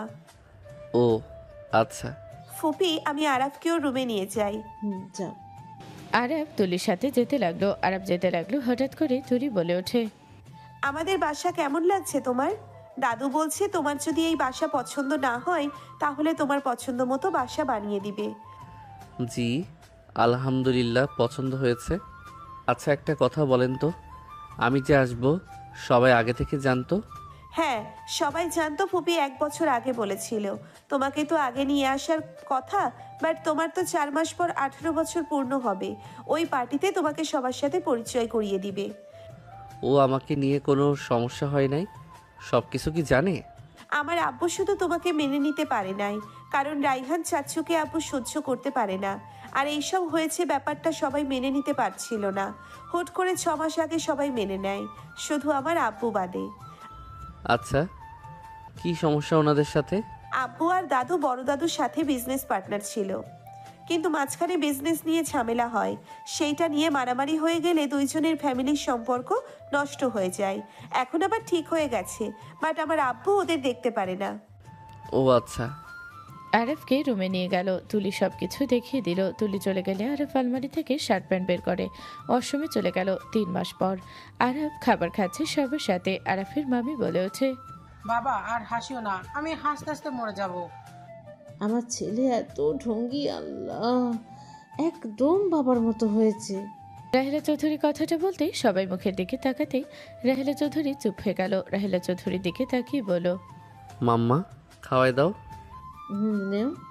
রাহেলা চৌধুরী লোকমা খাইয়ে দিতে লাগলো। আরাফ খেতে লাগলো। হঠাৎ করে আরাফের ফোন বেজে উঠলে আরাফ ফোনটা পকেট থেকে বের করে। চেনা নাম্বার দেখে বুকের ভেতরে কেঁপে উঠল। আরাফ ফোনটা রিসিভ করে বলল, আসসালামু আলাইকুম। ওয়ালাইকুম সালাম। কোথায় আছো? এত দিন পর কল দিলেন? কোর্টে আসো। কেন? ডিভোর্সের কাগজ রেডি হয়ে গেছে, এখানে সাইন করে দিয়ে যাও। আরাফের চোখের কোণায় পানি গড়িয়ে পড়তে লাগলো। সবাই অবাক হয়ে গেল। আরাফকে কিছু বলবে তার আগেই আরাফ বলে, ইনায়া, সিদ্ধান্ত পরিবর্তন করা যায় না। আরাফ কাঁপা কাঁপা কণ্ঠে বলো। ইনায়া বলে ওঠে, কোনো সিদ্ধান্ত পরিবর্তন হবে না, যত তাড়াতাড়ি আসবে তত ভালো। আমি ওখানেই যাচ্ছি। ইনায়া সাথে সাথে ফোনটা কেটে দিল। আরাফের বুকের ভেতরে ব্যথা হতে লাগলো। আরাফ চোখ বন্ধ করে নিল। সবাই বলে উঠল, নানু ভাই কি হইল? ওই পাশে কে ছিল? হাসি খুশি আমার নানু ভাইটার কি হইল? কান্না কেন করছে? আরাফের ফোন বেজে উঠতেই আরাফ ভিডিও কলটা রিসিভ করে কান্না করতে করতে বলো, আম্মু, আমার কষ্ট হচ্ছে। আমাকে কল দিয়েছিল, তুই কি যাবি? আম্মু, আমার বড্ড কষ্ট হচ্ছে। আম্মু আমার সাথে কেন এমন করছে? আম্মু, ওকে বললাম সিদ্ধান্ত পরিবর্তন করে নিতে। আম্মু, ও সোজা না করে দিল। আরাফ কথাগুলো বলে ফুপিয়ে কান্না করে দিল। রাহেলা চৌধুরীর বুকে মোচড় দিয়ে উঠল। রাহেলা চৌধুরী বলে ওঠে, আরাফ কি হয়েছে? এভাবে কান্না কেন করিস বাপ? আরাফ, কান্না বন্ধ কর, পেছনে তাকা। আরাফ পিছনে তাকাতে ওরা মুখে দেখে আরাফ উঠে দৌড়ে গিয়ে ওরা মুখে জড়িয়ে ধরে হাউমাউ করে কান্না করতে করতে বলল, আম্মু, আমি ওকে ভালোবাসি। আম্মু, আমার সাথে এমন অন্যায় করতে না করো না। আম্মু, আমি ওকে ছাড়া বাঁচবো না। আম্মু, আমি যে ওকে বড্ড ভালোবাসি। আম্মু, ওকে তুমি বোঝাও না আম্মু, আমাকে যেন ও ছেড়ে না দেয়। ওই বড়লোক ছেলে পটিয়ে নিয়েছে, বাদ দে, ওই তোর সাথে বেইমানি করছে। আমি এটা বিশ্বাস করি না আম্মু, তুমি আমার জীবন নিয়ে খেলো না। আমি এসব মেনে নিতে পারছি না আম্মু। আমি তোকে মিথ্যা বলছি না, ওদের বিয়ের ডেটও ফেলছি। তুই ডিভোর্স দিলে 12 তারিখে ওই বিয়ে করবে। আমার ছেলেকে কে ধোকা দিচ্ছে? রাহেলা, আমি তোকে যা বলবো তুই জানি না কিভাবে নিবি। আমার সাথে একটু ওইদিকে আসবি? আম্মু, তুই থাক, আমি আসছি। আরাফের আম্মু রাহেলা চৌধুরীকে নিয়ে দূরে গেল। প্রথম থেকে সবকিছু খুলে বলে রাহেলা চৌধুরীর আগে হাত মুঠো করে নিল। রাহেলা চৌধুরী বলে ওঠে, এখানে আরাফ তো ওকে এত সাপোর্ট করছে, তাই তার বর ওই কিভাবে ধোকা দিতে পারে? ওর আম্মুর প্রতিশোধ আরাফের উপর খাটাচ্ছে। ওই জানে আমরা আরাফকে বেশি ভালোবাসি। আরাফ কষ্ট পেলে আমরাও কষ্ট পাব, সেইটার জন্য এমন করলো। এমনকি ওই আরাফের বাচ্চাটাকে গতকাল নষ্ট করে দিয়েছে। যা আমি আরাফকে বলি আর ওই আরও কষ্ট পাক। হোয়াট? বাচ্চাকেও নষ্ট করেছে? ওই মেয়েটা কি মানুষ নাকি অন্য কিছু? কি বলবো, ওই যা শুরু করেছে। ওই মেয়ের সাথে কথা বলতে হবে। কোর্টে গেছে। আরাফের ফোন বেজে উঠলে আরাফ চলে গেল। আরাফ বাইক নিয়ে সোজা কোর্টে চলে গেল। কোর্টে গেলে দেখে ইনায়ের পাশে একটা ছেলে। ইনায় ছেলেটার মাথায় হাত বুলিয়ে দিচ্ছে আর হাসছে। ছেলেটা ইনায়ের কোমরে হাত দিতে আরাফ গিয়ে বলো, ইনায়া। আরাফ, তুমি এসেছো? ইনা, চল ভিতরে। আমি তোমাকে ডিভোর্স দিব না। তাহলে আমি কেস করব? যা ইচ্ছে করো। দেখ, মেজাজ গরম করিস না। আমাকে ডিভোর্স দিবি মানে দিবি। আমি ওকে বিয়ে করব, ওই আমার বয়ফ্রেন্ড। বয়ফ্রেন্ড মানে? কবে থেকে ওনার সাথে আছো? বয়ফ্রেন্ড। আমরা একে অপরকে ভালোবাসি। 4 বছরের ভালোবাসার ভেতরে তুই এসেছিস, আমাকে জোর করে বিয়ে করেছিলি। কি 4 বছরের ভালোবাসা? হ্যাঁ। আরাফ কয়েক পা পিছিয়ে গেল। ইনায়ের আম্মু বলে ওঠে, আরাফ, আমার মেয়েকে ওর মতো থাকতে দাও। আমি চাই না আমার মতো আমার মেয়ের জীবন নষ্ট হোক। যেখানে ভালোবাসা থাকে না সেখানে টিকে থাকা কঠিন। এখন সময় আছে, ডিভোর্স দিয়ে দাও।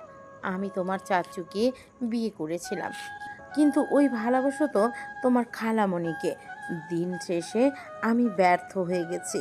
তাই আমি চাই না আমার মেয়ে তোমার সাথে থাকুক। ওই তোমাকে ভালোবাসে না, ও তোমাকে ছোট ভাইয়ের মতো দেখতো। চল, সময় হয়ে গেছে।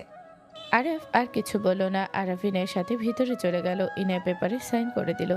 একসাথে 3টা সাইন করে দিল। ইনায়ের চোখে মুখে যে খুশি। আরাফুর হাসি মাখা মুখটার দিকে এক পলকে তাকিয়ে থাকলো। ইনায়ের বয়ফ্রেন্ডের বাহু ধরে বলল, ধরে সাইন করে দাও। সাইন করে দে।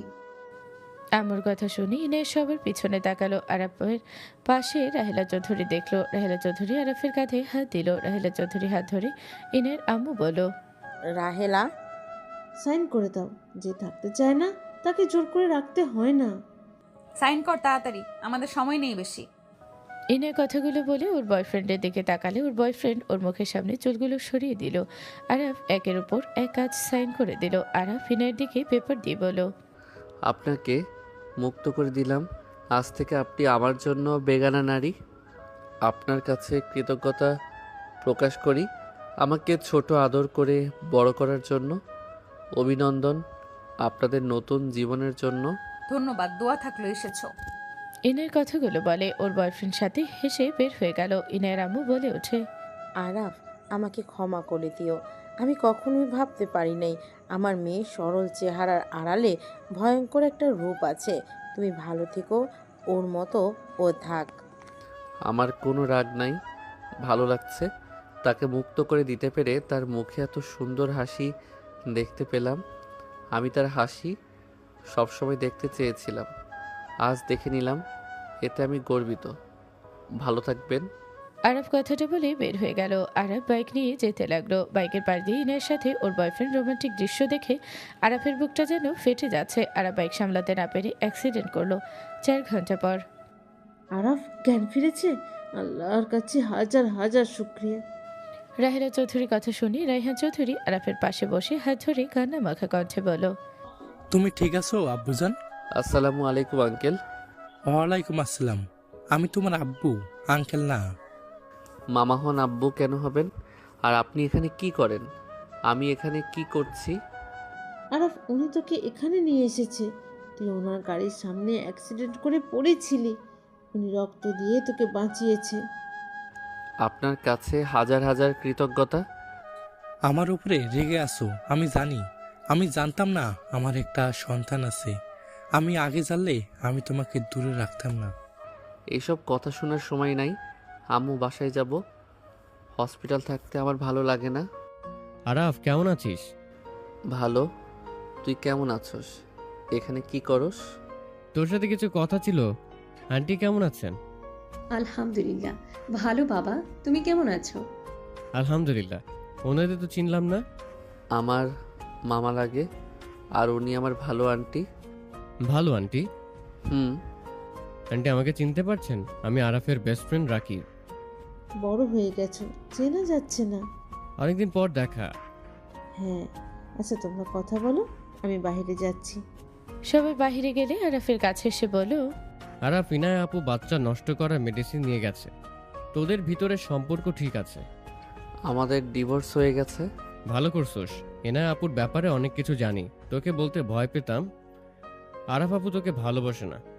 ওনার বয়ফ্রেন্ড আছে, উনি ওনার সাথে লিভিংও থাকছে 2 মাস। থাক, বাদ দে। ডিভোর্স হয়ে গেছে, তার ব্যাপারে কথা বলে লাভ নেই। তুই এখানে কি করস?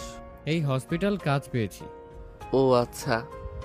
আরাফ কথা বলতে লাগলো। 1 ঘন্টা পর আরাফকে নিয়ে চলে গেল। বাসায় গেলে সবাই আরাফের কাছে আসলো। আরাফ সবার সাথে টুকটাক কথা বলে রুমে চলে গেল। সন্ধ্যার দিকে আরাফকে ধরে নিচে নিয়ে আসলে আরাফ অবাক হয়ে গেল। আরাফ দেখতে পেল রায়হান চৌধুরীর সাথে তার আব্বু আর কিছু মানুষ বসে আছে। সাথে তাদের সামনে রাহেলা চৌধুরী বসে আছে।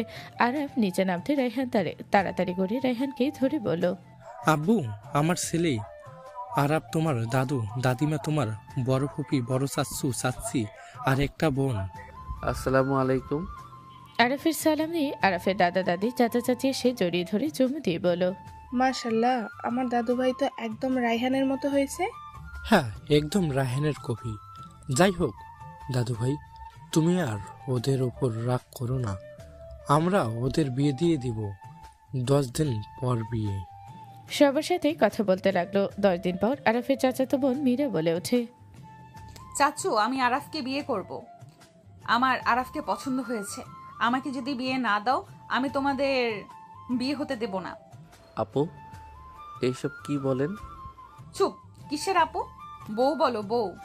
মীরা, দাদু ভাই সব কিছু নিয়ে মজা করা ঠিক না কিন্তু। আমি মজা করছি না। আমি ওকে বিয়ে করব। হয় বিয়ে দিবে, আর না হয় আমি তোমার ছেলের বিয়ে হতে দেব না। চাচু, আমি যা বলি তাই কিন্তু করি। মীরা, পাগলামি করো না। আরাফের বড় কিন্তু তুমি। ওই 7 বছরের বড় মেয়েকে বিয়ে করেছিল, আর সেখানে আমি ওর 4 বছরের বড়। আরাফ আমাকে বিয়ে করবে নাকি আমি কান্না শুরু করব? আপু, এটা বেশি বাড়াবাড়ি হচ্ছে। আপনাকে আমি আপু হিসেবে আপনার সাথে মিশেছি, আপনার সাথে ভালোভাবে কথা বলছি। আপনাকে বোঝার চেষ্টা করছি।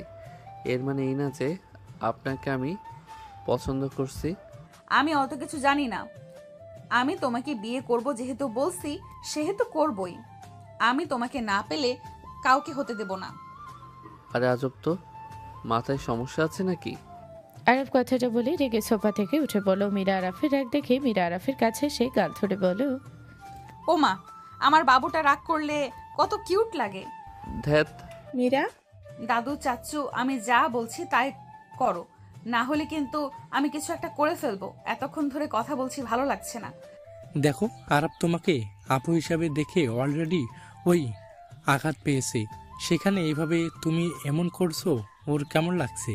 আমাকে বিয়ে করলে আমি তোমার ছেলে ভালো রাখবো, আমি ওকে কষ্ট পেতে দিব না। আরাফের মতো ছেলে ওই মেয়ে ছেড়ে দিয়ে ভুল করছে, ওই খাঁটি হীরা চিনতে পারে নাই। আমি ওকে হাতছাড়া করতে চাই না। আরাফ, আমাকে একবার সুযোগ দাও, আমি তোমাকে আঘাত করব না। মীরার চোখের দিকে তাকাতে মীরার চোখ থেকে নিজের চোখ সরিয়ে নিল। মীরা পাগলামি করতে লাগলো, জিদ ধরতে লাগলো। রায়হানকে বাসা থেকে বের হতে দিল না। মীরার পাগলামি বেড়ে গেলে আরো বিরক্ত হয়ে বলো, বিয়ে করব, এখন আব্বুকে যেতে দাও প্লিজ। সত্যি করবে তো? হ্যাঁ করব। উফ, ওকে থাকো, আমি বউ সেজে আসি।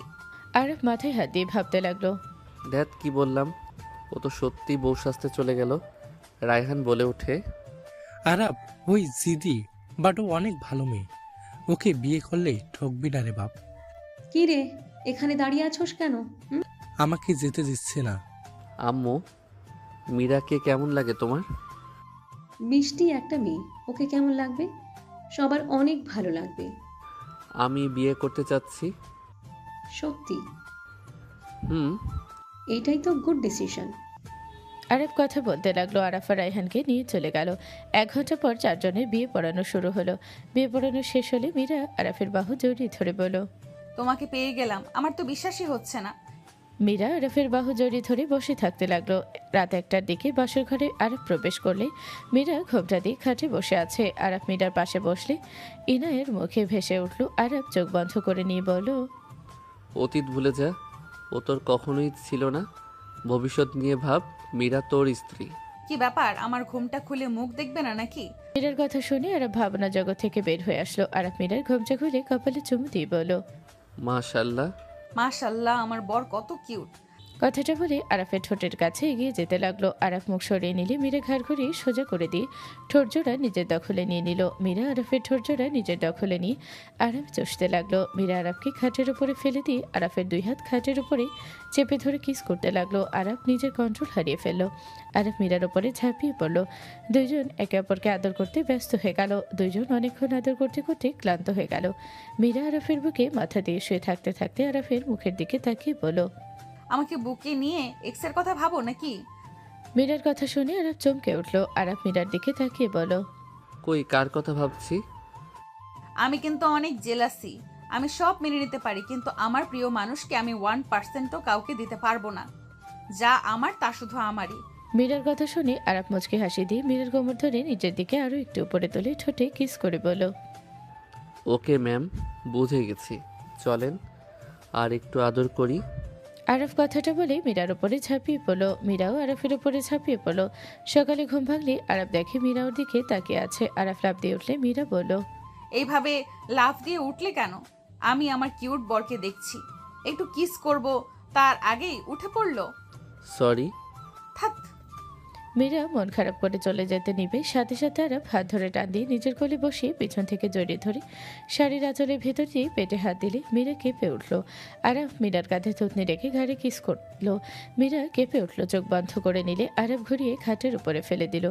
যেই ঠোঁটের দিকে এগিয়ে যাবে সাথে সাথে দরজা নক করার শব্দ হলেই মীরা রাগে বলো, ওই কে রে? বৌমা, আমি তোমার শাশুড়ি। মীরা ভেবাচাকা খেয়ে গেল। মীরা তাড়াতাড়ি করে দরজা খুলে দিয়ে বলো, সরি শাশুড়ি আম্মু। আরে বাবা, সরি বলতে হবে না। আমি শুনেছি আমার বৌমার মাথার তার মাঝে মাঝে ছিঁড়ে যায়। শাশুড়ি আম্মু, আপনিও? মীরার মুখের ভঙ্গি দেখে আরাফ ওর আম্মু হেসে দিল। ওদের হাসি দেখে মীরাও হেসে দিল। আরাফের আম্মু বলো, আরাফ, আমাদের বাসায় যেতে হবে। আম্মু, কিছুদিন থেকে যাও। শাশুড়ি আম্মু, থেকে যান না। তোমার শ্বশুরের ব্যবসার চাপ বেশি, বেচাকেনার অতিরিক্ত হচ্ছে। ওদের তো রান্না করে দেওয়া লাগবে। কাজ আছে রে মা। ফ্রি হইলে চলে আসবেন কিন্তু। ওকে আমার দুষ্ট বৌমা।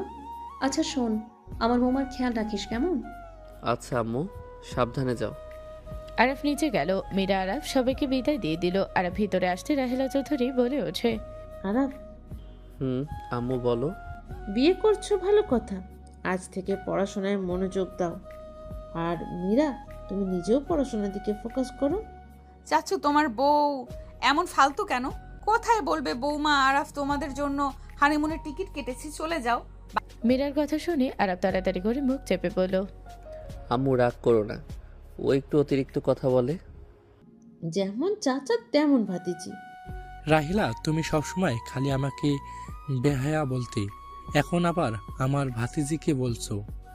রায়হানের কথা শুনে সবাই মিটিমিটি হাসতে লাগলো। রাহেলা চৌধুরী রাগী লোক নিয়ে তাকাতে রায়হান মাথা নিচের দিকে করে তাকালো। মীরা আরাফের হাত সরিয়ে দিয়ে বলল, বাঙালি শাশুড়ি যে জীবনেও ভালো হয় না তার প্রমাণ তুমি ফুপি। ছেলের সাথে দেখে ভালো লাগছে না তোমার, তাই না? রাহেলা চৌধুরী কিছু বলতে যাবে, সাথে সাথে আরাফ মীরাকে কোলে নিয়ে যেতে লাগলো। মীরা নামার চেষ্টা করতে লাগলো। মীরার আম্মু বলে ওঠে, ছোট কিছু মনে করিস না বোন, ওই একটু এমনই, যা বলার সোজা সাপটা বলে দেয়। রায়হান বলে ওঠে, ওই সরল, রাগ করো না, ওর মুখে যা আসে ওই তাই বলে দেয়, কিন্তু অনেক মনের দিক থেকে অনেক ভালো। আমি জানি, বাট ওদের সামনে নরম হওয়া বন্ধ করো। আরাফ ও অনেক ফাজিল আর মিশুক টাইপের, আমার বড় ভাইয়ের মতো মানুষের মন গলিয়ে ফেলেছে। কি বলো, তার জন্য তো বলি, বড় ভাইয়া এত আরাফের কথা কেন জিজ্ঞেস করছিল? সবাই কথা বলতে লাগলো। আরাফ মীরাকে রুমে নিয়ে গিয়ে খাটে ফেলে দিয়ে বলো, বোকা মেয়ে, বড়দের সামনে উল্টাপাল্টা কথা বলো কেন? যা বলছি ঠিক বলছি। শাশুড়ি হইছে দেখে নিজেকে কি মনে করে? হ্যাঁ, আমার সাথে গম্ভীর হয়ে কথা কেন বলবে? আমার ওই শাশুড়িটাই ভালো। আরে বাবা, আম্মু মুখ ওই রকম রাগী টাইপের, অফিসের বস বস টাইপের। আমিও তার বৌমা। আচ্ছা থাকো, গোসল করে নেই, তারপর তোমার যা ইচ্ছা মন চাই বলো, আমি শুনবো। আরব কথাটা বলে আলমারি থেকে শার্ট প্যান্ট বের করে ওয়াশরুমে চলে গেল। গোসল করে বের হলে মীরা আরাফের দিকে ভ্রু কুচকে তাকিয়ে বলল, তোমাকে অনেক হট লাগছে, আসো আদর করি।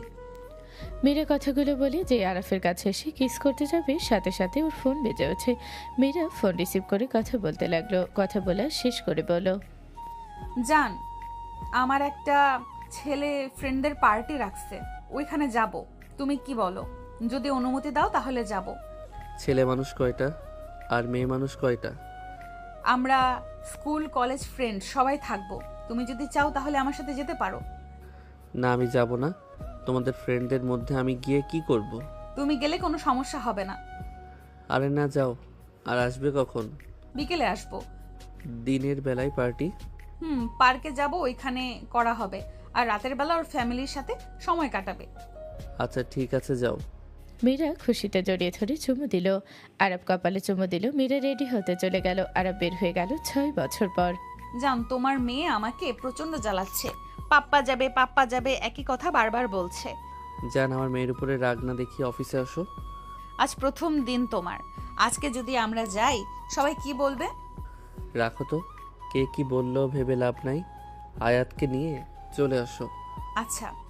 মীরা আয়াতকে রেডি করে বের হয়ে গেল। এদিকে আরাফ অফিসে বসে ওর জন্য অ্যাসিস্ট্যান্ট বাছাই করছে। এক এক করে সবার ইন্টারভিউ নিতে লাগলো। হঠাৎ করে একজন অনুমতি নিয়ে প্রবেশ করতে আরাফের চেনা লাগলে কণ্ঠ সামনের দিকে তাকাতে চমকে গেল। আরাফকে দেখে সামনের মানুষ চমকে উঠল। আরাফকে কিছু বলতে যাবে তখনই ম্যানেজার বলে ওঠে, স্যার আপনি তাহলে ইন্টারভিউ নেন, আমি তাহলে নিচে গেলাম। ওকে যান, আপনি বসেন। আরাফের কথা শুনে মেয়েটা বসলো। আরাফ জিজ্ঞেস করলো, আপনার নাম এবং বর্তমান অবস্থা? ধন্যবাদ স্যার, আমার নাম মোসাম্মদ ইনায়া তালুকদার। আমি বর্তমানে ঢাকা মিরপুরে বসবাস করছি। শিক্ষাগত যোগ্যতার দিক থেকে আমি ডিগ্রি সম্পন্ন করেছি। পড়াশোনার পাশাপাশি আমি সব সময় নিজেকে নতুন কিছু শেখার মধ্যে রাখতে পছন্দ করি। বর্তমানে আমি একজন ফ্রেশার হিসাবে আমার ক্যারিয়ার শুরু করার জন্য একটি ভালো সুযোগ খুঁজছি, যেখানে আমি আমার পরিশ্রম এবং শেখার আগ্রহকে কাজে লাগিয়ে প্রতিষ্ঠানের উন্নতিতে অবদান রাখতে পারি। আমি কম্পিউটার চালনায় সাধারণ জ্ঞান রাখি এবং যে কোনো কাজ দ্রুত আয়ত্ত করার ক্ষমতা রাখি।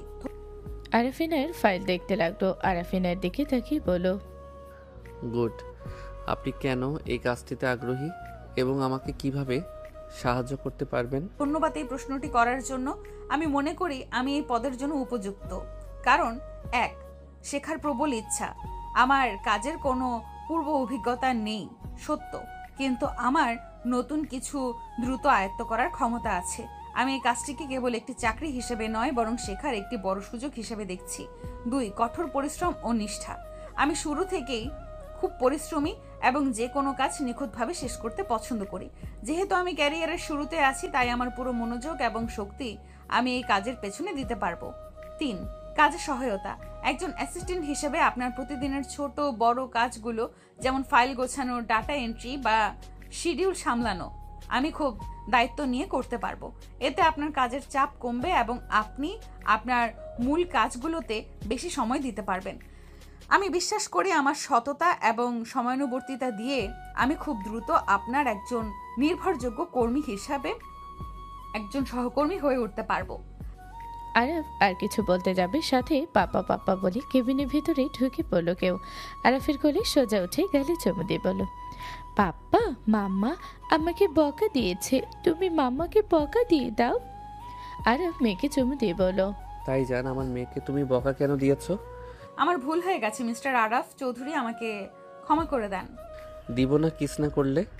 আরাফের কথা শুনে ওর মেয়ে গাল পেতে দিয়ে বলে, আমাকেও দিতে হবে কিন্তু। মেয়েরা কাছে এগিয়ে গিয়ে বলো, লজ্জা শরম দুইজন পালো, ইন্টারভিউ নিচ্ছ নাকি? ইনায়ের দিকে তাকাতে দেখে ওর চোখে পানিতে ছলছল করছে, যে কোনো মুহূর্তে টপ করে গড়িয়ে পড়বে। আরাফ মীরার দিকে তাকিয়ে পড়ে ইনায়ের দিকে তাকিয়ে বলো, যান।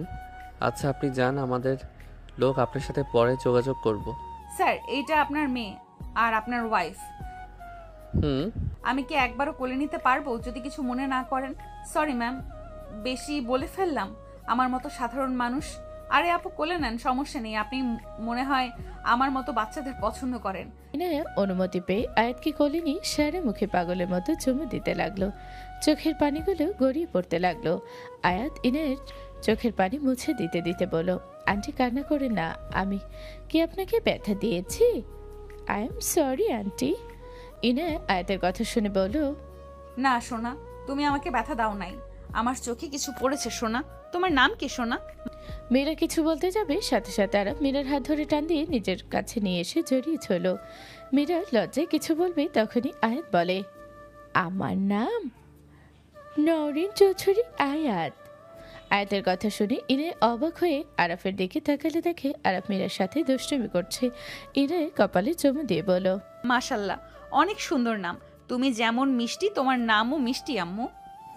ইনায়ের কথা শুনে আয়াত হাসি দিয়ে বলো, থ্যাংক ইউ আন্টি। আপনার নামটা কি? ইনায়া তালুকদার।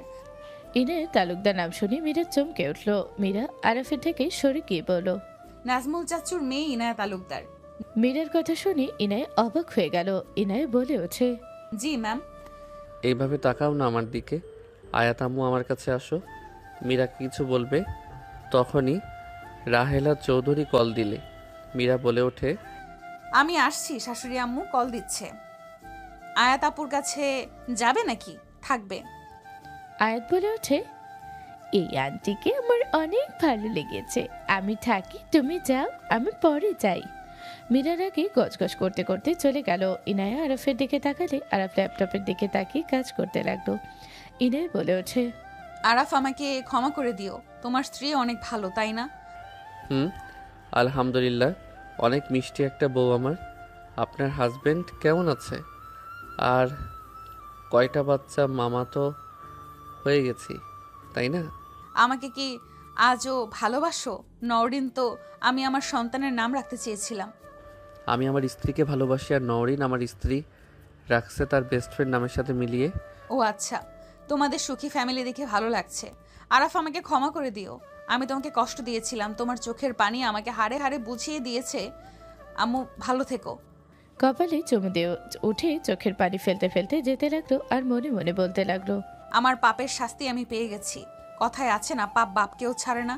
আরাফ তোমাকে কষ্ট দিয়ে আমি আমার শাস্তি পেয়ে গেছি। আমি অনেক বড় ভুল করেছিলাম। আমাদের সন্তানকে আমি হত্যা করেছিলাম ওই জানোয়ারের কথায়। যদি আমাদের সন্তানকে নষ্ট না করতাম তোমার সাথে যদি সেদিন সংসার করতাম তাহলে আজ আমাদের এমন সুন্দর একটা সংসার হতো। আমি লোভে পড়ে আমার জীবনটা ধ্বংস করে ফেলেছি। না পেলাম সংসার, না পেলাম মা হওয়ার সুযোগ, আর না পেলাম স্বামীকে। লোভে পাপ, পাপে মৃত্যু, কথাটা সত্যি। ইনায়ের কথাগুলো বলতে চোখের পানি মুছতে মুছতে বের হয়ে গেল। মীরা পার দিয়ে কেবিনে ঢুকলো। ইনায়ের পেছনে তাকাতে দেখলো আরাব আয়াতকে কোলে নিয়ে কথা বলছে, আর মীরা ওদের পাশে দাঁড়িয়ে দুজনের কথা শুনছে আর হাসছে। ইনায়া মীরার জায়গায় নিজেকে কল্পনা করতেই মুখে হাসি ফুটলে বাস্তবে মীরাকে দেখে হাসি মলিন হয়ে গেল। ইনায়া চলে গেল। আরাব মীরার কপালে চুমু দিয়ে বলল, অফিসার করব না, চলো ঘুরতে যাই দুইজন। শাশুড়ি আম্মু থেকে ছুটি নিয়েছি।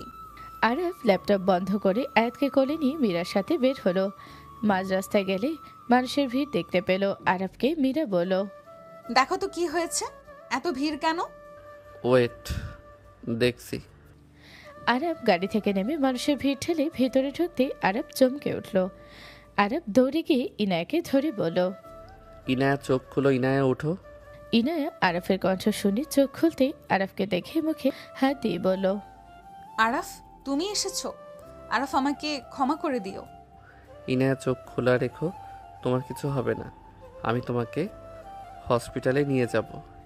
আরাফ কোলে তুলে নিতে যাবে, সাথে সাথে ইনায়া বলে ওঠে, আমাকে ক্ষমা করে দিও, আমি তোমার কোলে মৃত্যু বরণ করতে যাচ্ছি, এটাই আমার সৌভাগ্য। ইনায়া এসব কি বলো, কিছু হবে না তোমার। আরাফ কান্না করতে করতে ইনায়াকে কোলে নিয়ে দৌড়ে গাড়ির কাছে যেতে মীরা কিছু বলবে তার আগে ইনায়া উঠে বলল, আই লাভ ইউ আরাফ। কথাটা বলে হাসি মুখে শরীর ছেড়ে দিল। ইনায়ের চোখের কোণায় জমাট বাঁধা পানিটা আরাফের হাতে গড়িয়ে পড়ল। ইনায়ের নিথর দেহের দিকে তাকিয়ে আরাফ হাঁটু গেড়ে বসে পড়ল। আরাফের চোখের কোণায় পানি গড়িয়ে ইনায়ের মুখের উপরে পড়ল। মীরা ইনায়ের চোখ দুটা বন্ধ করে দিল।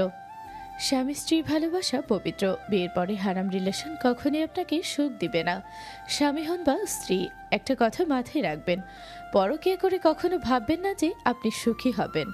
পাপ তো পাপই, পাপ কখনোই ভালো কিছু বয়ে আনবে না। সমাপ্ত।